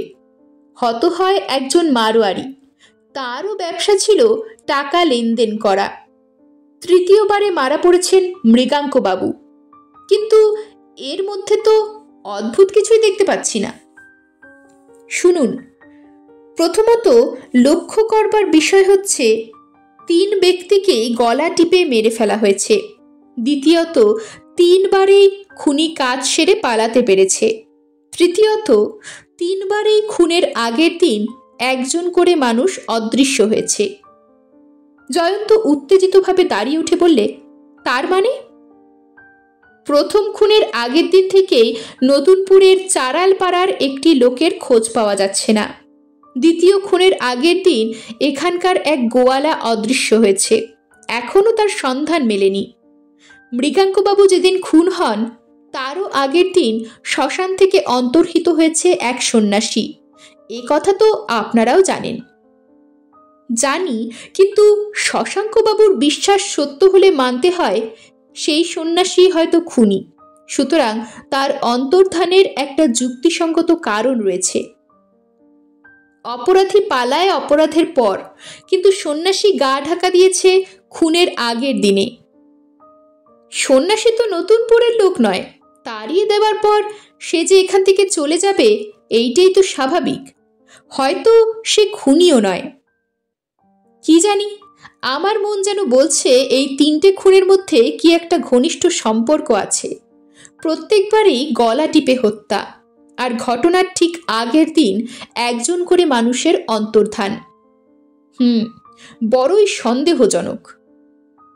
মানিক বললে, কিন্তু যারা অদৃশ্য হয়েছে তাদের সঙ্গে হত্যাকারীর কি সম্পর্ক থাকতে পারে? কিছুই বুঝতে পারছি না। এক চারাল আর এক গোয়ালা অদৃশ্য হয়েছে, কিন্তু তাদের অদৃশ্য হবার কথা নয়। তারা বাসা থেকে অন্য কাজে বেরিয়ে আর ফেরেনি। তাদের আত্মীয়রা আর পুলিশ অনেক খুঁজেও সন্ধান পায়নি। তাদের সঙ্গে 2 ব্যক্তির পরিচয় পর্যন্ত ছিল না। যদি মানুষ চুরি বলি তাহলে প্রশ্ন ওঠে, তাদের মতো গরিব লোককে চুরি করে কার লাভ হবে? তারা শিশু নয়, জোয়ান ব্যক্তি। সন্ন্যাসী না হয় চলে গেছে বা পালিয়েছে, কিন্তু তারা কোথায় গেল? জয়ন্তবাবু, এইসব মামলার কিনারা হচ্ছে না বলে আমাদের থানার ভারী দুর্নাম হয়েছে। জয়ন্ত গম্ভীর মুখে ভাবতে ভাবতে বললে, কুমুদবাবু, আপনি ঘটনার ধারাকে আবার অন্যদিকে নিয়ে গেলেন যে। ভেবেছিলুম আপনার সঙ্গে আজ একবার নতুনপুরের শ্মশান পরিদর্শনে যাব, তা আর হলো না দেখছি। কেন? শ্মশান পরিদর্শন কালকের জন্য তোলা রইল। প্রথম আর দ্বিতীয়বারে যারা খুন আর অদৃশ্য হয়েছে তাদের ঠিকানা দিন দেখি, আমি কিছু খবরাখবর নিয়ে আসি। পুলিশ যেখানে হাল ছেড়ে দিয়েছে, এতদিন পরে সেখানে গিয়ে আপনি আর নতুন কি আবিষ্কার করবেন? তবু চেষ্টা করে দেখতে দোষ আছে কি? বেশ, যা ভালো বোঝেন করুন, কিন্তু বলছি এ মাকড়সার জালের কোনো হদিশ পাবেন না। জবাবে জয়ন্ত কেবল একটুখানি মুচকে হাসলে। সন্ধ্যার পর জয়ন্ত বাসায় ফিরে এলো। মানিক বললে, আমাকে সারাদিন একলা ফেলে নিজে তো দিব্যি টহল দিয়ে এলে। আমি গুনছি কড়িকাঠ আর তুমি টানছো নস্যি। তোমার যত নস্যি তত ফুর্তি। এ মামলাটা হাতে নিয়ে পর্যন্ত তুমি যেন আনন্দে আটখানা হয়ে আছো। এত আনন্দ কেন হে বন্ধু? মামলাটা ছেলে খেলার মতন সহজ বলে। সহজ? আমি তো কোনো থই পাচ্ছি না। সেই জন্যেই তোমার নাম মানিক আর আমার নাম জয়ন্ত। আমি যথেষ্ট ভেবে দেখেছি। খুনিকে, সেই সন্ন্যাসী, কাল রাতে বাগানে যে তোমার পিছু নিয়েছিল সে, সুরেন, না শশাঙ্কবাবুর বাড়ির আর কোনো লোক, না শ্মশানে গিয়ে যে অদৃশ্য হয়েছে সেই ব্যক্তি? সারাদিন ধরে তো তদবির করে এলে, সঠিক কোনো উত্তর পেলে? অপেক্ষা করো, হয়তো কাল উত্তর দিতে পারবো, হয়তো আমার ভবিষ্যৎবাণী মিথ্যা হবে না। তুমি চলে যাবার পর কুমুদবাবু আমাকে কি বললে জানো? কি? কুমুদবাবু বললেন তিনি কাল এ বাড়ির সকলকার পায়ের মাপ নেবেন। তারপর সেই দ্বিতীয় ব্যক্তির পায়ের মাপের সঙ্গে যার পা মিলবে তাকেই তিনি গ্রেপ্তার করবেন। কি অপরাধে? খুনির সহকারী বলে। তিনি গ্রেপ্তার করতে পারেন না। পারেন না? না, আসামি বলবে আমি খুনিকে ধরবার জন্যে তার পিছু নিয়েছিলাম, তারপর ধরতে না পেরে ফিরে এসেছি। তাহলে প্রশ্ন ওঠে পুলিশকে আগে সে কথা জানায়নি কেন? সে বলবে ভয়ে। বুঝেছ মানিক, আইন আছে বটে, কিন্তু আইনেই আইনকে ফাঁকি দেওয়ার উপায়ও আছে। কুমুদবাবু এত সহজে কেল্লাফাতে করতে পারবেন না। আগে তাকে আবিষ্কার করতে হবে শ্মশান থেকে এসে খুন করে আবার শ্মশানে ফিরে গিয়ে যে অদৃশ্য হয়েছে সে কে। তার পায়ের ছাপের সঙ্গে যার পা মেলে তাকে না ধরতে পারলে কোনো সুবিধাই হবে না। তুমি তার সন্ধান পেয়েছ? এখনো পাইনি। তবু ভবিষ্যৎবাণী করেছ? হয়তো শ্মশানে গিয়ে কাল তার পাত্তা পাবো। যদি না পাও? আশা হচ্ছে কিছু না কিছু পাবই। মানিক, তুমি জানো না, একে একে আমি অনেক গুপ্ত কথাই আবিষ্কার করেছি। আমি যে ঠিক পথ ধরেছি তাতে আর কোনো সন্দেহই নেই। অগ্রসর হয়েছি অনেকখানি, যদিও পথের শেষে কি আছে সেটা এখনো আমার কাছে অজানা। হয়তো পথের শেষ পাবো ওই শ্মশানেই। দেখা যাক কি হয়। সে রাতে যেমন গুমোট তেমনই মশা। মশারি ফেললে আরও গরম হয় এবং মশারি তুললে প্রাণ যায় যায়। জয়ন্ত মহা জ্বালাতন হয়ে বললে, ধ্যাত, মশার সঙ্গে আর লড়তে পারি না। মানিক, তোমার অবস্থা কেমন? ভয়াবহ। শত শত হুলের খোঁচায় সর্বাঙ্গে হয়েছে শত শত ছিদ্র। প্রাণপক্ষীকে আর বুঝি দেহের ভেতরে ধরে রাখা যায় না। সেই সব ছিদ্রপথ দিয়ে সে উড়ে যেতে চায়। গরমে ঘেমে নিয়ে উঠেছি। বাগানে গিয়ে খানিকটা পায়চারি করে আসবে? সাধু প্রস্তাব, সমর্থন করবার জন্যে এই আমি গাত্রোত্থান করলুম। দুই বন্ধুতে ঘরের দরজা খুলে বাইরে গিয়ে দাঁড়ালো। নিশুতি রাত। কাছে কোথাও পাড়ে, চোবে, দোবে প্রভৃতির নাকে নাকে নানান সুরের বাজনা বাজছে। চারিদিক থেকে তাদের সঙ্গে টক্কর দেবার জন্যে ব্যাঙের দলও বসিয়েছে জলসা। ঝিঝি পোকারাও হার মানতে রাজি নয়। তাদেরও পাড়ায় চলছে ঝিঝি রাগিনীর আলাপ। গাছে গাছে বসে পেঁচারাও বলছে, আমরাই বা চুপটি মেরে থাকবো কেন? আলাপ করতে না পারি, প্রলাপই বকবো, শোনো। শব্দময়ী রাত্রি। শহুরে রাত তবু খানিকটা স্তব্ধ হয়, কিন্তু পাড়াগায়ে কিংবা অন্য রাত্রি মৌনব্রত অবলম্বন করতে শেখেনি। বাতাস আজ ধর্মঘট করেছে বলে গাছের দল গোলমাল ভুলে ঘুমিয়ে পড়েছে। কবিদের অত সাধের মর্মর্ধ্বনি গেছে দেশ ছেড়ে পালিয়ে। চাঁদের আলোর এমন জোর নেই যে আকাশের রং বোঝা যায়। বিরক্ত তারাদের চোখ করছে পিট পিট পিট পিট। জয়ন্ত বললে, চলো পুকুরের দিকে পা চালানো যাক, সেখানে গেলে একটু একটু ঠান্ডার আমেজ পাওয়া যেতে পারে। আলো আধারি মাখা রহস্যের মধ্য দিয়ে দুজনে পুকুরের দিকে অগ্রসর হলো। যখন তারা শশাঙ্কবাবুর ঘরের নিচে গিয়ে পড়েছে, তখন ওপর থেকে শোনা গেল সুগম্ভীর সুরে মন্ত্র উচ্চারণ। মানিক বললে, শশাঙ্কবাবু পুজোয় বসেছেন। দক্ষিণা কালিকার মন্ত্র আউড়ে বোধহয় গুমোটের কবল থেকে নিস্তার পাবার চেষ্টায় আছেন। জয়ন্ত বললে, আমরা যে মন্ত্রতন্ত্র জানি না, জানলে হয়তো আজকের বেয়ারা গুমোটকে জব্দ করে দিতুম দস্তুর মতো। তারা পুকুর ঘাটে গিয়ে বসল। সত্যি সেখানটি বেশ ঠান্ডা। খানিক আলোয় খানিক ছায়ায় ভরা জল করছে ঢল ঢল। মাঝে মাঝে আকাশে মেঘ এসে তার বুকে ঘনিয়ে তুলছে অন্ধকার। দুজনে নীরবে বসে রইল অনেকক্ষণ, এবং সেখান থেকেই শুনতে লাগলো ভক্ত শশাঙ্কবাবুর রসনা মন্ত্রপাঠ করছে ক্রমাগত।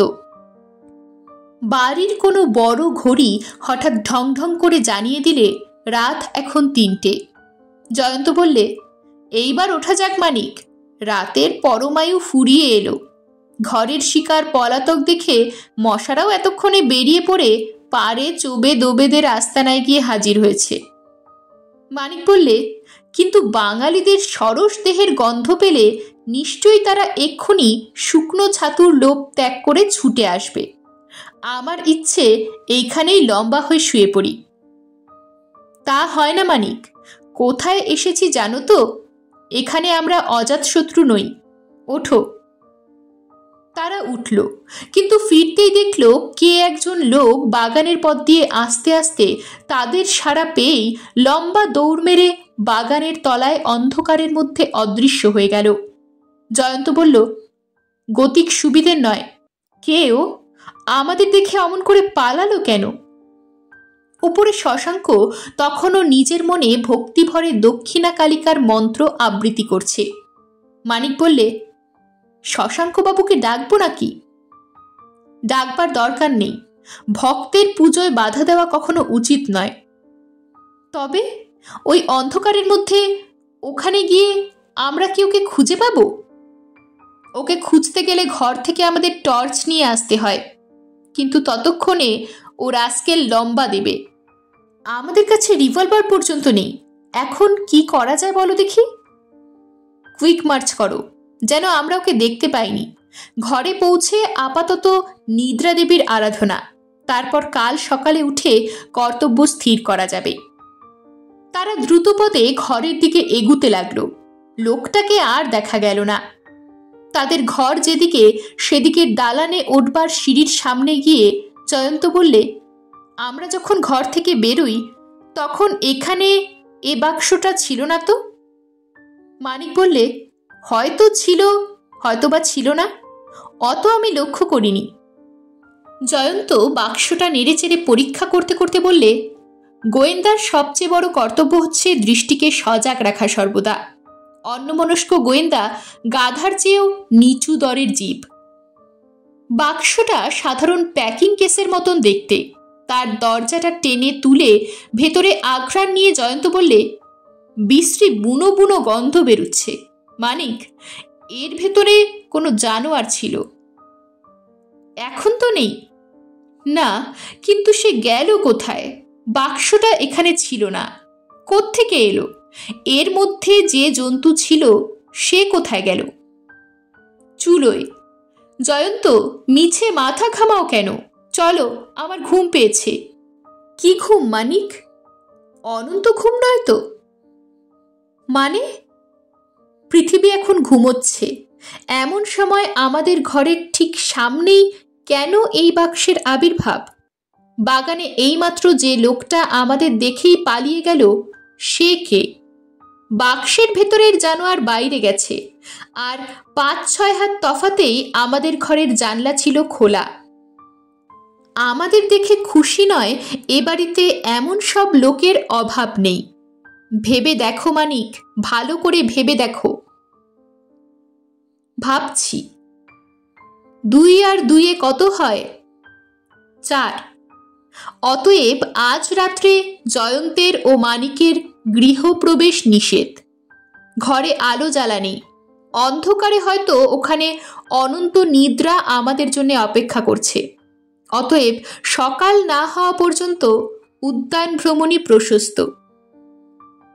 আমার আর ঘুম পাচ্ছে না জয়ন্ত। অপরাধীদের ওপরে নিয়তির কি অভিশাপ আছে জানি না। খুব মাথা খাটিয়ে গুছিয়ে কাজ করেও প্রায়ই তারা শেষ রক্ষা করতে পারে না। এর জন্যেই তারা মরে। দেখো না, খালি বাক্সটা এমন চোখের সামনে ফেলে রেখে যাবার কি দরকার ছিল? পরদিন সকালে বিছানার ওপরে এবং খাটের তলায় আবিষ্কৃত হলো মস্ত মস্ত 2 কেউটে সাপ। কিন্তু ছোবল মারবার আগেই রিভলভারের গুলিতে তাদের উদ্যত ফনা ছিন্ন ভিন্ন হয়ে গেল। বেলা আর একটু বাড়লে পর কুমুদ এসে হাজির। সমস্ত শুনে এবং মরা সাপ 2 সচক্ষে দেখে খানিকক্ষণ স্তম্ভিত হয়ে রইল। তারপর বললে, আপনাদের আর এখানে থাকা উচিত নয়। জয়ন্ত হাস্যমুখে বললে, আমাদের তো আর বেশিক্ষণ এখানে থাকবার প্রয়োজন হবে না। আমার ভবিষ্যৎবাণী মনে আছে তো? কালকের মধ্যেই আপনি খুনিকে গ্রেপ্তার করবেন। ঠাট্টা করে আমাকে আর লজ্জা দেবেন না জয়ন্তবাবু। আমার এলাকায় 3-3টে খুনি পলাতক। তাদের একজন আবার আমাদের কাছে কাছে থেকেই নতুন খুন করবার চেষ্টায় আছে, আর আমি কিছুই করতে পারছি না। হ্যাঁ, ভালো কথা, শশাঙ্কবাবুকে সমস্ত বলেছেন? না, মিছে তাকে ব্যস্ত করে লাভ কি?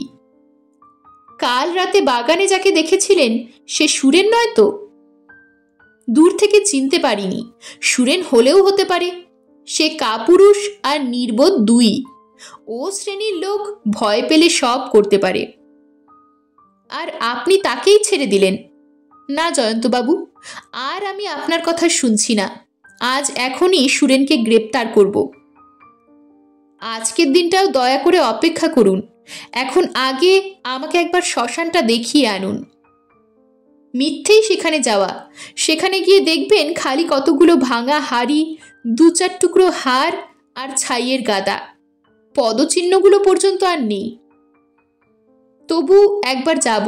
যে পথ দিয়ে খুনি গিয়েছিল সেই পথ দিয়েই আমি যাব। চলো মানিক। কুমুদবাবু, আপনি জনচারেক পাহারাওয়ালার সঙ্গে নেবেন। কেন? সাবধানের মার নেই। যা বলেছেন, যেসব কাণ্ড হচ্ছে। আসুন, আমরা খিড়কির দরজা দিয়ে বেরিয়ে শ্মশানের পথ ধরব। বাগান দিয়ে সকলে খিড়কির দরজার দিকে যাচ্ছে। হঠাৎ শশাঙ্ক তাদের দেখতে পেলে ওপরের জানলা থেকে মুখ বাড়িয়ে বললে, এ কি ব্যাপার? সকলে মিলে দল বেঁধে কোথায় যাওয়া হচ্ছে? মানিক বললে, শ্মশান ভ্রমণে। হ্যাঁ, বেড়াবার মতো জায়গা বটে। আমিও আপনাদের সঙ্গী হব নাকি? স্বচ্ছন্দে। মিনিট 2 পরেই শশাঙ্ক তাদের দলে এসে জুটল। তখন সে বোধহয় সবে পুজো সেরে উঠেছে, কারণ তার পরনে গরদের ধুতি চাদর, কপালে রক্তচন্দনের ফোঁটা। সেই পোশাকেই শশাঙ্ক শ্মশানের পথ ধরলে। মানিক বললে, কাল অত রাত পর্যন্ত দক্ষিণা কালিকার পুজোর মন্ত্র আওড়েও আপনার আশা মেটেনি? এর মধ্যেই আবার আর এক দফা পুজো সারা হয়ে গেল। কি আশ্চর্য! রাত্রের কথা আপনি কি করে জানলেন? কাল যা গুমট গেছে, আমি আর জয়ন্ত বাগানে বেড়াতে বেড়াতে আপনার গলা শুনতে পেয়েছি। শশাঙ্ক লজ্জিতভাবে বললে, অসার সংসারে একটু আধটু মায়ের নাম করি, এর ওপরে আর দৃষ্টি দেবেন না। কুমুদ বললে, আপনি পুণ্যাত্মা, তাই পরলোকের পথ পরিষ্কার করছেন। আমরা হচ্ছে মহাপাপিষ্ঠ, দিন রাত কেবল মায়াকেই আঁকড়ে পড়ে আছি। জয়ন্ত বললে, শশাঙ্কবাবুও মায়ার ভক্ত, তবে ছাড় মায়া নয়, মহামায়া। তারা শ্মশানের পথে এসে পড়ল। পথ চওড়ায় পুরো 4 হাতও হবে না বোধ হয়। কখনো ছোট ছোট মাঠের উপর দিয়ে, কখনো কাটা জঙ্গলের ভেতর দিয়ে, এবং কখনো বা বাঁশবনের পাশ দিয়ে সেই পথ এঁকে বেঁকে এগিয়ে প্রায় মাইলখানেক পরে শ্মশানে গিয়ে শেষ হয়েছে। এ পথটা হচ্ছে শশাঙ্কবাবুদের নিজস্ব ব্যবহারের জন্যে। এর ধারে হাট বাজার বা বাড়িঘর নেই, কাজেই এখানে বড় একটা পথিকের দেখা পাওয়া যায় না। নতুনপুরের লোক শ্মশানে যায় বড় রাজপথ দিয়ে। কুমুদ আঙ্গুল দিয়ে সকলের দৃষ্টি আকর্ষণ করে বললে, ঘটনার পর 3-4 বার বৃষ্টি হওয়াতে পদচিহ্নগুলো অনেক জায়গাতেই লুপ্ত হয়ে গেছে বটে, কিন্তু ওই দেখুন, মাঝে মাঝে অস্পষ্ট ছাপ এখনো দেখা যাচ্ছে। বৃষ্টি না হলে কঠিন কাদার ওপরে ছাপগুলো আরো সুস্পষ্ট থাকত। ঘটনার পর পুলিশের লোক ছাড়া আর কেউ বোধহয় এ পথে আসেনি। এ পথে লোক না চলার আরও একটা কারণ আছে। অনেকের বিশ্বাস এটা হচ্ছে ভুতুরে পথ। রাত্রে এখানে যারা দেখা দেয় তারা মানুষ নয়। পথটা মাঝে মাঝে জলার পাশ দিয়ে গেছে, তাই আলিয়া জলে। সেই জন্যেই এই কুসংস্কার আর কি। শশাঙ্ক বললে, কেবল তাই নয়, কোনো কোনো ডানপিটে লোক রাত্রে এ পথে এসে আর বাড়িতে ফেরেনি। কুমুদ বললে, তাই নাকি? তাদের মৃতদেহ এই পথে পাওয়া গিয়েছে? শশাঙ্ক গম্ভীর স্বরে বললে, না, তাদের মৃতদেহ আর পাওয়া যায়নি। কুমুদ চমকে বললে, পাওয়া যায়নি মানে? দেহশুদ্ধ লোকগুলোর প্রাণ কি পঞ্চভূতেই বিলীন হয়ে গেল? শশাঙ্ক তেমনি গম্ভীর স্বরে বললে, কি হলো, কোথায় গেল কেউ জানে না, তবে তারা যে আর বাড়িতে ফেরেনি বা তাদের দেহ যে আর পাওয়া যায়নি, এটা সত্যি কথা। কুমুদ যেন নিজের মনে মনেই বললে, তাহলে এ অঞ্চলের মানুষ অদৃশ্য হওয়া দেখছি খুবই সাধারণ ঘটনা। মানুষের পর মানুষ অদৃশ্য হয়, পুলিশও তাদের খুঁজে পায় না। যেন একটু ব্যঙ্গের স্বরেই শশাঙ্ক প্রতিধ্বনি করে বললে, না, পুলিশও তাদের খুঁজে পায় না। কুমুদবাবু, আপনি দুদিন তো এখানে এসেছেন, আপনি কেমন করে জানবেন? কিন্তু আমরা সকলেই জানি আর বিশ্বাস করি, শ্মশানের এ পথটা হয়েছে অনেকের পক্ষেই মহাপ্রস্থানের পথ। যাক ও কথা, এই আমরা শ্মশানে এসে পড়েছি। ছোট শ্মশান, একদিকে কাল ভৈরবের ছোট একটি পুরনো মন্দির ছাড়া আর কোনো ঘর নেই। পাশেই একটা পুকুর, তার ঘাট ভাঙা, জল নোংরা। শ্মশানের দুদিকে রয়েছে দুর্ভেদ্য অরণ্য। চিতার কাঠ কাটবার সময় ছাড়া মানুষ তার কাছে যায় না, এবং তার ভেতরে প্রবেশ করবার কোনো রকম পথই দেখা গেল না। জয়ন্ত একলা চারিদিকটা একবার ঘুরে এলো। কুমুদ বললে, আমি কি ভুল বলেছি জয়ন্তবাবু? দেখছেন তো, এখানে এসে আপনার কোনোই লাভ হবে না। জয়ন্ত সে কথা কানে না তুলে বললে, প্রথম ব্যক্তির অর্থাৎ খুনির পায়ের দাগ কোথায় গিয়ে শেষ হয়েছিল? কুমুদ অগ্রসর হয়ে এক জায়গায় দাঁড়িয়ে বললে, এইখানে। জয়ন্ত দেখলে তারপরেই রয়েছে ছোট একটা জঙ্গল, কাটা গাছে ভরা। সে বললে, এ জঙ্গলে মানুষ ঢুকতে পারে শশাঙ্কবাবু? শশাঙ্ক জোরে মাথা নেড়ে বললে, অসম্ভব। যদি ঢোকে? কাটা গাছে সর্বাঙ্গ ছিন্ন ভিন্ন হয়ে যাবে। কিন্তু খুনের পরে মানুষ হয় মরিয়া, খুনি যদি আহত হয়েও ওর মধ্যে ঢুকে বেরিয়ে গিয়ে থাকে? শশাঙ্কের চেয়ে জোরে মাথা নেড়ে কুমুদ বললে, তা সে যায়নি জয়ন্তবাবু, তা সে যায়নি। ও সন্দেহ আমারও মনে আছে। জঙ্গলটার চারিদিকে আমরা তন্ন তন্ন করে খুঁজেছি, কোথাও একটা পায়ের দাগ দেখতে পাইনি। খুনি যদি শ্মশানের অন্য কোনো দিক দিয়ে বেরিয়ে গিয়ে থাকে? পায়ের দাগ সে কথা বলে না, শ্মশানের আর কোথাও তার পদচিহ্ন নেই। যেখানে তার পায়ের দাগ শেষ হয়েছে, দ্বিতীয় ব্যক্তিও সেখানে গিয়ে দাঁড়িয়েছিল। কিন্তু তারপর সে যে ফিরে শ্মশান থেকে বেরিয়ে শশাঙ্কবাবুর বাড়ির দিকে গিয়েছে, পায়ের দাগ দেখে তা ধরতে পেরেছি। জয়ন্ত কোনো জবাব না দিয়ে হঠাৎ কি যেন দেখে জঙ্গলের দিকে এগিয়ে গেল। পকেট থেকে রূপোর নস্যিদানি বার করলে, এক টিপ নস্যি নিয়ে বললে, নস্যি খুব ভালো জিনিস কুমুদবাবু, মাথা সাফ হয়। এক টিপ নেবেন নাকি? না ধন্যবাদ। আর আমাদের এখানে কোনো কাজ আছে? আপনি ঠিক বলেছেন, খুনি শেষ পদচিহ্ন ফেলেছিল এখানেই। আপনার দৃষ্টির তীক্ষ্ণতা স্বীকার না করে উপায় নেই, কিন্তু কেবল দৃষ্টির তীক্ষ্ণতাই সব নয়, তারপরেও আর একটা শক্তি না থাকলে চলে না। কি শক্তি? মস্তিষ্ক চালনার শক্তি। সে শক্তিকে আপনি কখনো কাজে লাগাননি। কিঞ্চিত অসন্তুষ্ট স্বরে কুমুদ বললে, কেন? মানুষ কর্পূর নয়, উবে যায় না। সে মাটির উপরে দাগ ফেলে চলতে বাধ্য। তার ডানা নেই যে উড়ে পালাবে। মাথা চুলকোতে চুলকোতে কুমুদ বললে, আমিও সে কথা জানি জয়ন্তবাবু, কিন্তু এখানে কোনো কিন্তু নেই। খুনি যখন বেরিয়ে যায়নি তখন সে শ্মশানেই আছে। এখনো?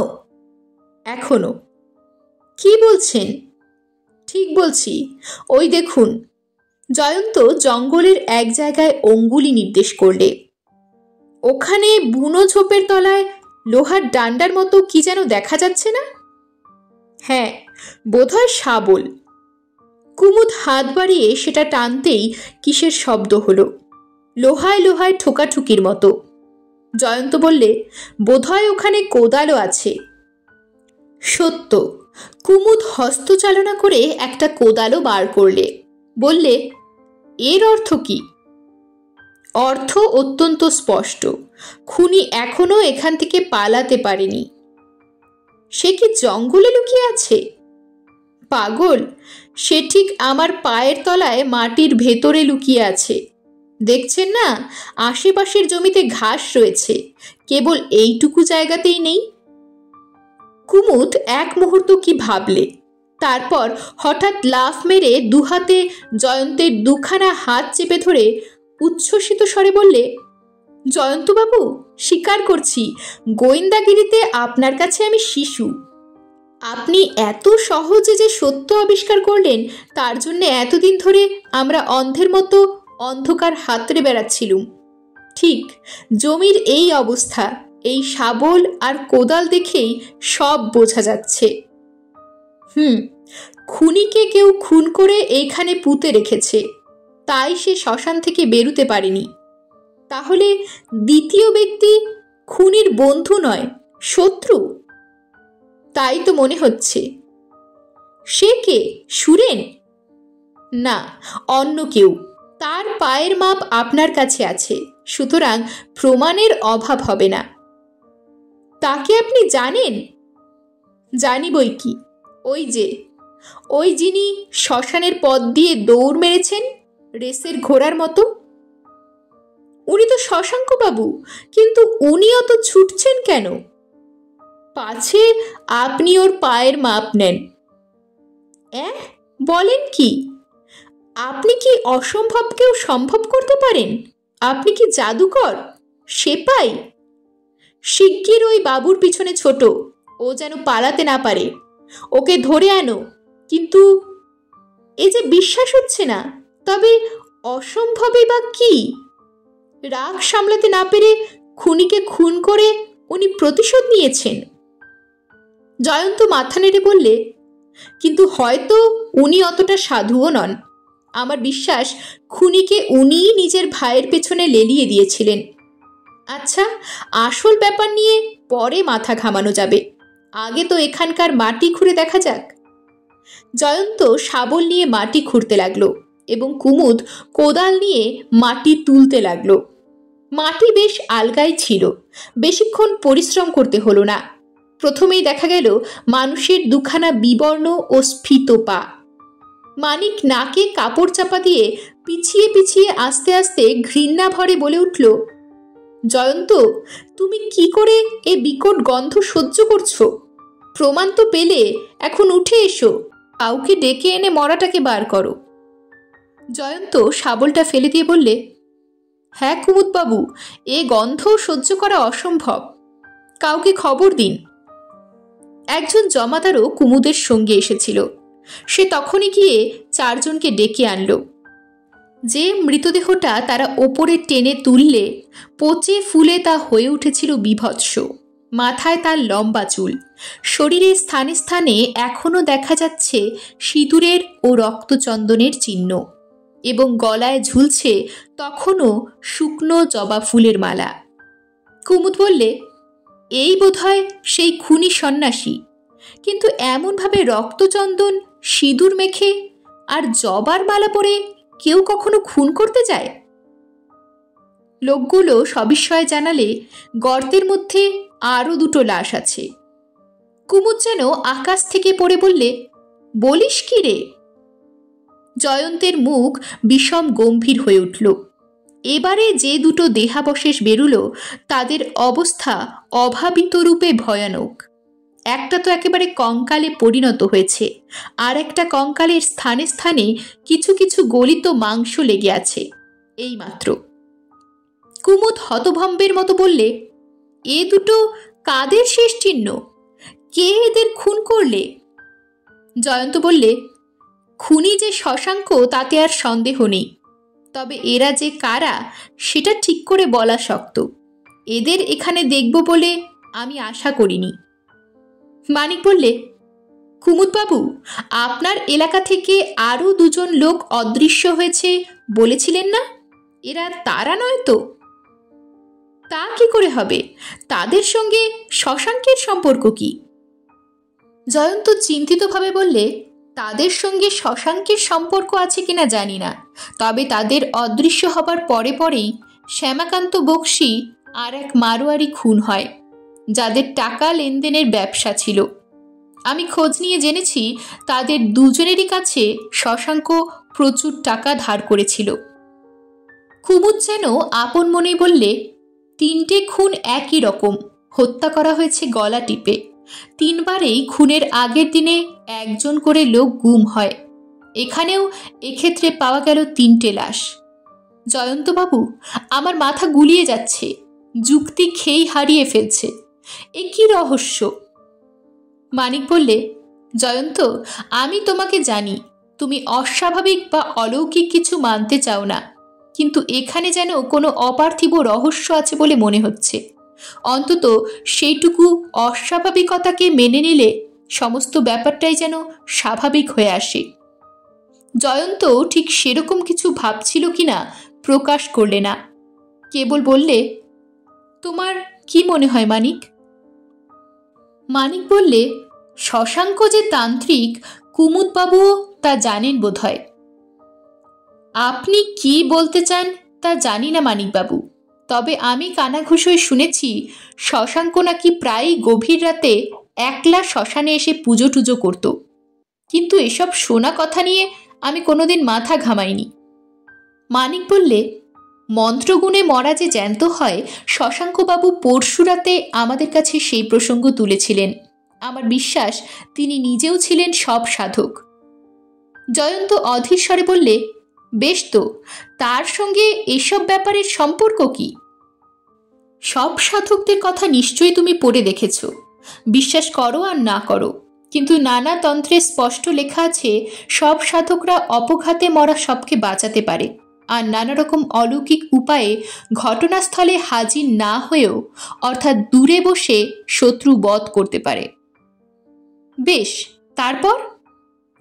ধরো আমি যেন শশাঙ্ক, আমি শত্রু নিপাত করতে চাই। একবারে একজনকে নিয়ে পড়লুম।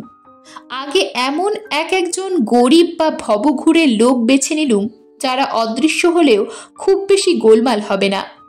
প্রথমবারে নির্বাচন করলুম এক গরিব চারালকে। যারা সব সাধক তাদের কাছে মরা খুব প্রিয়। চারালকে ভুলিয়ে গোপন স্থানে নিয়ে গিয়ে হত্যা করলুম। নতুনপুরের শ্মশান অতি নির্জন, সবকে রাত্রে এখানে এনে মন্তব্যভাবে করলুম জীবন্ত। তারপর তাকে পাঠিয়ে দিলুম শত্রু সংহার করবার জন্যে। ঘটনার সময় যদি কেউ তাকে দেখে ফেলে তাহলেও আমার ভয় নেই, আমি আছি শ্মশানে বসে। সব ফিরে এলে পর মন্তব্যভাবেই তার জীবন হরণ করলুম। তারপর শ্মশানের মধ্যেই একটা বিশেষ জায়গা বেছে নিয়ে সবকে পুঁতে ফেললুম। এইভাবে বারে বারে আমি দিলুম 3 শত্রুকে জমের বাড়ি পাঠিয়ে। অবশ্য সঙ্গে সঙ্গে আমার হাতে প্রাণ গেল আরও 3 বেচারি গরিবের। মানিক, তুমি কি আমাকে এইসব বিশ্বাস করতে বলো?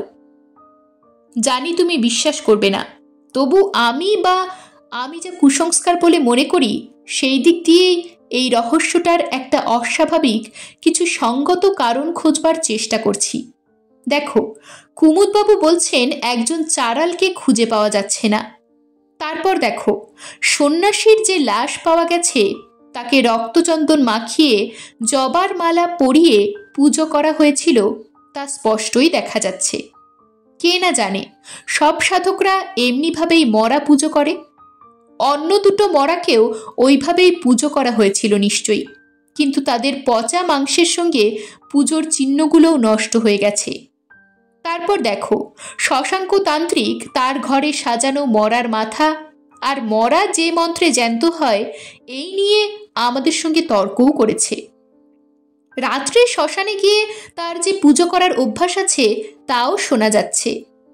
জয়ন্ত, এইসবের কি অর্থ তুমি করতে চাও? জয়ন্ত কিছু না বলে অন্যদিকে মুখ ফিরিয়ে নিলে বিরক্তভাবে। কুমুদ বললে, দেখুন, ঝাড়ফুঁক, মারণ উচ্চাটন, সব সাধন, প্রেততত্ত্ব, আইন এসব মানে না। সুতরাং আইনের দিক দিয়ে এসব প্রমাণ বলেই গণ্য নয়, কিন্তু অলৌকিক হলেও আপনি যা বললেন তার মধ্যে যুক্তি পাওয়া যায়। নইলে অদ্ভুত এই 3 ব্যক্তির একইভাবে মৃত্যু, অদ্ভুত এই 3 ব্যক্তির ঘটনার আগের দিনেই অদৃশ্য হওয়া, আর অদ্ভুত এই 3 মৃতদেহের একই স্থানে আবিষ্কার, এসবের মধ্যে কোনো যুক্তিসঙ্গত সম্পর্ক পাওয়া যায় না। জয়ন্ত হঠাৎ উচ্চস্বরে হাস্য করে বলে উঠল, ওসব আজগুবি যুক্তির কোনো ধার আমি ধারি না। কেন যে এখানে 3-3টে দেহ বা কঙ্কাল পাওয়া গেল তা নিয়ে আমার বেশি মাথা ব্যথা নেই। তবে হ্যাঁ, সত্যিকার গোয়েন্দা রূপে আমি হত মৃগাঙ্ক, আর তার হত্যাকারীকে কেমন করে আবিষ্কার করেছি তার আইনসম্মত ইতিহাসের উল্লেখ করতে পারি। শুনুন। জয়ন্ত বলতে লাগলো, কুমুদবাবু, মানিক, ডিটেকটিভের প্রথম কর্তব্য হচ্ছে সকলকেই সন্দেহ করা। ডিটেকটিভের উচিত বিনা প্রমাণে বিনা বিচারে কিছুই সত্য বলে গ্রহণ না করা। শশাঙ্ক খুনিকে ধরবার জন্যে খুব বেশি জিদ দেখিয়েছিল বটে, কিন্তু তবু গোড়া থেকেই আমি তার উপরে সন্দেহ করেছিলুম। মুখে জিদ দেখিয়ে তলে তলে সে আমাদের বিপথে চালনা করতে চেয়েছিল। অকারণে কেউ কাউকে খুন করে না, প্রত্যেক খুনের মধ্যেই একটা উদ্দেশ্য থাকে। শশাঙ্ক আমাদের সন্দেহকে সন্ন্যাসীর দিকে চালনা করবার চেষ্টায় ছিল বটে, কিন্তু সে চেষ্টা আমার কাছে সফল হয়নি। সত্য, মৃগাঙ্কের উপরে সন্ন্যাসীর রাগ ছিল। মার খেলে কার না রাগ হয়, কিন্তু কোথাকার এক ভবঘুরে সহায় সম্পদহীন সন্ন্যাসী, মার খেয়েও সে যে মৃগাঙ্কের মতো প্রতাপশালী এক জমিদারের বাড়িতে একা ঢুকে তাকে হত্যা করতে সাহস করবে, এ কথা সহজে বিশ্বাস করতে প্রবৃত্তি হয় না। তার উপরে সে বিদেশি, শশাঙ্কদের বাড়ির পথঘাট জানবে কেমন করে? তাই প্রথমে আমি সন্ন্যাসীকে সন্দেহ করিনি, তবে পরে করেছিলুম, আর তার কারণও পরে বলবো। যখন শুনলুম মৃগাঙ্কের মৃত্যুর পর তার বিষয় সম্পত্তির উত্তরাধিকারী হবে শশাঙ্ক, তখন তাকেই আমি সন্দেহ না করে পারিনি। প্রত্যেক হত্যাকারী নিজেকে অতিরিক্ত চালাক বলে মনে করে। কেউ কেউ ভাবে পুলিশকে সাহায্য করলে তাদের আর কেউ সন্দেহ করতে পারবে না, কেননা তারা জানে তাদের বিরুদ্ধে কোনো প্রমাণই নেই। ঘটনাস্থল পরিদর্শন করে বেশ বুঝতে পারলুম হাতে নাতে যেই খুন করে থাকুক, বাড়ির কোনো লোকই ভেতর থেকে দরজা খুলে দিয়ে হত্যাকারীকে পথ দেখিয়ে এনেছে, আর ঘটনার পর দরজা বন্ধ করে সকলের চোখে ধুলো দেবার চেষ্টা করেছে। সন্ন্যাসী যদি রাগের মাথায় মৃগাঙ্ককে একলা খুন করে সরে পড়ত, তাহলে বাড়ির দরজা খোলাই থাকত। পুলিশের চোখে এই রহস্যটা ধরা পড়েনি বটে, কিন্তু পদচিহ্ন দেখে তারাও বুঝতে পেরেছিল বাড়ির ভেতরে এমন কোনো লোক আছে যে খুনির বন্ধুও হতে পারে, অন্তত খুনের ও খুনির কথা জানে। শশাঙ্কের ঘরে ঢুকে আর একটা সন্দেহজনক প্রমাণ আমার দৃষ্টি আকর্ষণ করল। সেটা হচ্ছে একটা কাদামাখা জামা, অর্থাৎ কোট। শশাঙ্ক বলল বটে, ব্যস্ত হয়ে ছোটাছুটি করবার সময় কাদায় আছাড় খেয়ে তার জামার উপর কাদা লেগেছে, কিন্তু তার কথায় আমি ভুলিনি। সাধারণত কাদায় আছাড় খেলে মানুষের জামা কাপড়ের একদিকটাই হয় বেশি কর্দমাক্ত, কিন্তু এই কোটটার চারিদিকেই ছিল কাদা, বিশেষ করে হাত দুটো ছিল পুরু কাদায় যেন বারংবার চোবানো, তার উপরে আবার ঘাসের কুচিও লেগেছিল। দেখলেই মনে হয় এ জামার মালিক যেন বৃষ্টির দিনে মাঠে ময়দানে ভিজে জমি খুঁড়ে গর্তে হাত ঢুকিয়ে মাটি তুলেছে। তখন ও ব্যাপারটার কারণ খুঁজে পাইনি বটে, কিন্তু মনে একটা খটকা লেগে রইল। ইতিমধ্যে আরও 2-1টা ছোট ঘটনা আমার লক্ষ্যকে একটু বিক্ষিপ্ত করে দিলে। যে রাত্রে শশাঙ্কের বাড়ি পরিদর্শন করি, লুকিয়ে কে আমার পিছু নেয়, তারপর আমার ঘরে আড়ি পাততে গিয়ে সুরেন ধরা পড়ে, এই 2টি কারণে শশাঙ্কের ওপর থেকে আমার সন্দেহের মূল খানিকটা আলগা হয়ে গেল। ভাবলুম শশাঙ্ক নয়, তার বাড়ির অন্য কোনো লোক বা কর্মচারী হয়তো খুনের ব্যাপারে জড়িত আছে, খুনিকে সাহায্য করেছে। কিন্তু সুরেনকে ভালো করে পর্যবেক্ষণ করে মনে হলো লোকটা বোকা আর ভীরু, এমন একটা ভয়াবহ অপরাধের পক্ষে সম্পূর্ণ অযোগ্য। নিশ্চয়ই সে অন্য মস্তিষ্কের দ্বারা চালিত হচ্ছে। কিন্তু কার মস্তিষ্ক? তার উপরে প্রভুত্ব আছে এমন কেউ। এখানে তার প্রভু হচ্ছে শশাঙ্ক। মনিবের কথা সে শুনতে বাধ্য।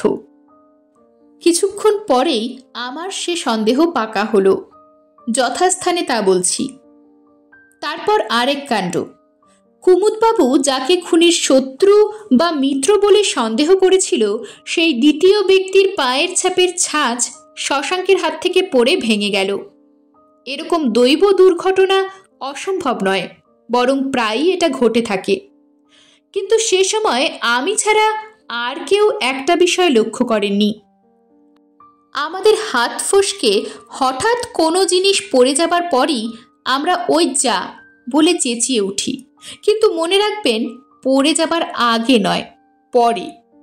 আমি বেশ ভালো করেই লক্ষ্য করলুম শশাঙ্ক আগে চেঁচিয়ে উঠল। ছাদজোড়া হাত থেকে ছেড়ে দিলে তার পর মুহূর্তেই। এর থেকে কি বোঝা যায়?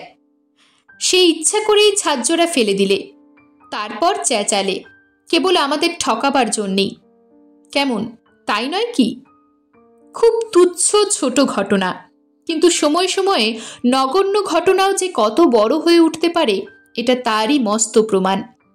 এই একটি ছোট ঘটনাই আমার মনে সব রহস্য পরিষ্কার করে দিলে।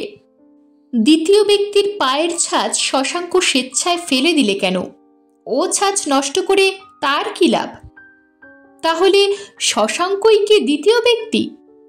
ঘটনার পর সেই কি খুনির পেছনে শ্মশানে গিয়ে ফিরে এসেছিল একাকী? তাই কি সে তার বিরুদ্ধে সবচেয়ে বড় চাক্ষুষ প্রমাণ নষ্ট করতে চায়? কিন্তু শশাঙ্ক জানত না, ছাঁচ তোলবার আগে পুলিশ পায়ের ছাপের ফটো তোলে ও সঠিক মাপ নেয়। অপরাধীকে গ্রেপ্তার করবার পক্ষে সেইটুকুই যথেষ্ট। এই ঘটনাতেই ধা করে আমার মনে পড়ে গেল শশাঙ্কের কাদা মাখা জামার কথা। শ্মশানে ফিরে যাবার পর সন্ন্যাসীর সমস্ত চিহ্ন লুপ্ত হয়ে গেছে। সন্ন্যাসীর লাশটাকেই লুকিয়ে রাখবার জন্যে শশাঙ্ক কি স্বহস্তে শ্মশানের মাটি খুঁড়েছিল? তার খানিক পরেই সুরেন পড়ল পুলিশের কবলে। আমি তার চরিত্র বিচার করতে ভুল করিনি। পাশের ঘরে নিয়ে গিয়ে তাকে স্পষ্ট করে বললুম, সুরেন, আমি জানি যে তোমার মনিব শশাঙ্কের হুকুমেই তুমি আমার পিছু নাও, আমার ঘরে আড়ি পাতো। এ কথা যদি স্বীকার করো তাহলে এখনই ছাড়ান পাবে, নইলে খুনের দায়ে তোমার হয় ফাঁসি নয় যাবজ্জীবন দ্বীপান্তর হবে। সুরেন ভয়ে কাঁপতে কাঁপতে তখনই আমার পায়ে ধরে সব কথা স্বীকার করলে।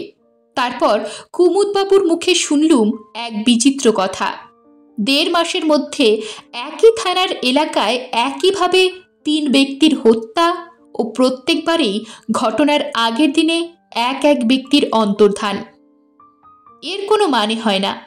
মানিকের আজগুবি ব্যাখ্যার পরেও এর মানে হয়েছে বলে মনে করি না। তবে একটা সন্দেহ হয় যে এই 3 হত্যাকাণ্ডের মধ্যে কাজ করেছে একই মস্তিষ্ক। শ্যামাকান্ত বক্সী আর মারোয়ারি অর্থাৎ প্রথম ও দ্বিতীয় হত ব্যক্তির খাতাপত্র পরীক্ষা করে আমি আবিষ্কার করলুম ওদের কাছ থেকে শশাঙ্ক হ্যান্ড নোটে ধার নিয়েছিল যথাক্রমে 10,000 আর 8,000 টাকা, এবং খুনের পর হ্যান্ড নোট 2খানা আর খুঁজে পাওয়া যাচ্ছে না। এইটুকু প্রমাণের ওপরেই নির্ভর করে বলা যায় না যে শশাঙ্কই তাদের হত্যা করেছে বা করিয়েছে। তবে এ প্রমাণ পেয়ে আমার লাভ হলো। আমি বুঝতে পারলুম জমিদার হলেও শশাঙ্ক ভোগ করছে অত্যন্ত অর্থকষ্ট। কুমুদবাবুর কাছ থেকে পদচিহ্নের সমস্ত ইতিহাস সংগ্রহ করে আমি এইভাবে শেষটা আমার মামলা খাড়া করলুম, যে কারণেই হোক শশাঙ্কের বড়ই টাকার টানাটানি। টাকার জন্যে সে সব পাপ করতেই প্রস্তুত। সে ভেবে দেখলে মৃগাঙ্কের মৃত্যু হলে তার আর টাকার ভাবনা থাকে না। কিন্তু কেমন করে মৃগাঙ্কের মৃত্যু হবে? স্বহস্তে ভ্রাতৃহত্যা করতে পারবে না সে। বিশেষ কেউ যদি দেখে ফেলে বা হঠাৎ সে ধরা পড়ে যায়, অতএব মৃগাঙ্ককে মারতে হবে অন্যের হাতে এমনভাবে যাতে কেউ শশাঙ্কের ওপরে সন্দেহ করতে না পারে। দৈবগতিকে সুযোগ মিলল। নতুনপুরের শ্মশানে এলো এক বিদেশি সন্ন্যাসী এবং মৃগাঙ্কের হাত থেকে সে খেলে মার। সন্ন্যাসী অভিশাপ দিলে তা চারিদিকে রটতে বিলম্ব হলো না। শশাঙ্ক লুকিয়ে গেল সন্ন্যাসীর কাছে। অনেক টাকার লোভ দেখিয়ে গরিব ও ক্রুদ্ধ সন্ন্যাসীকে রাজি করালে মৃগাঙ্ককে হত্যা করতে। তারই পরামর্শে সন্ন্যাসী শ্মশান থেকে অদৃশ্য হল। দুর্যোগের রাত্রে সন্ন্যাসী আবার শ্মশানে ফিরে এলো।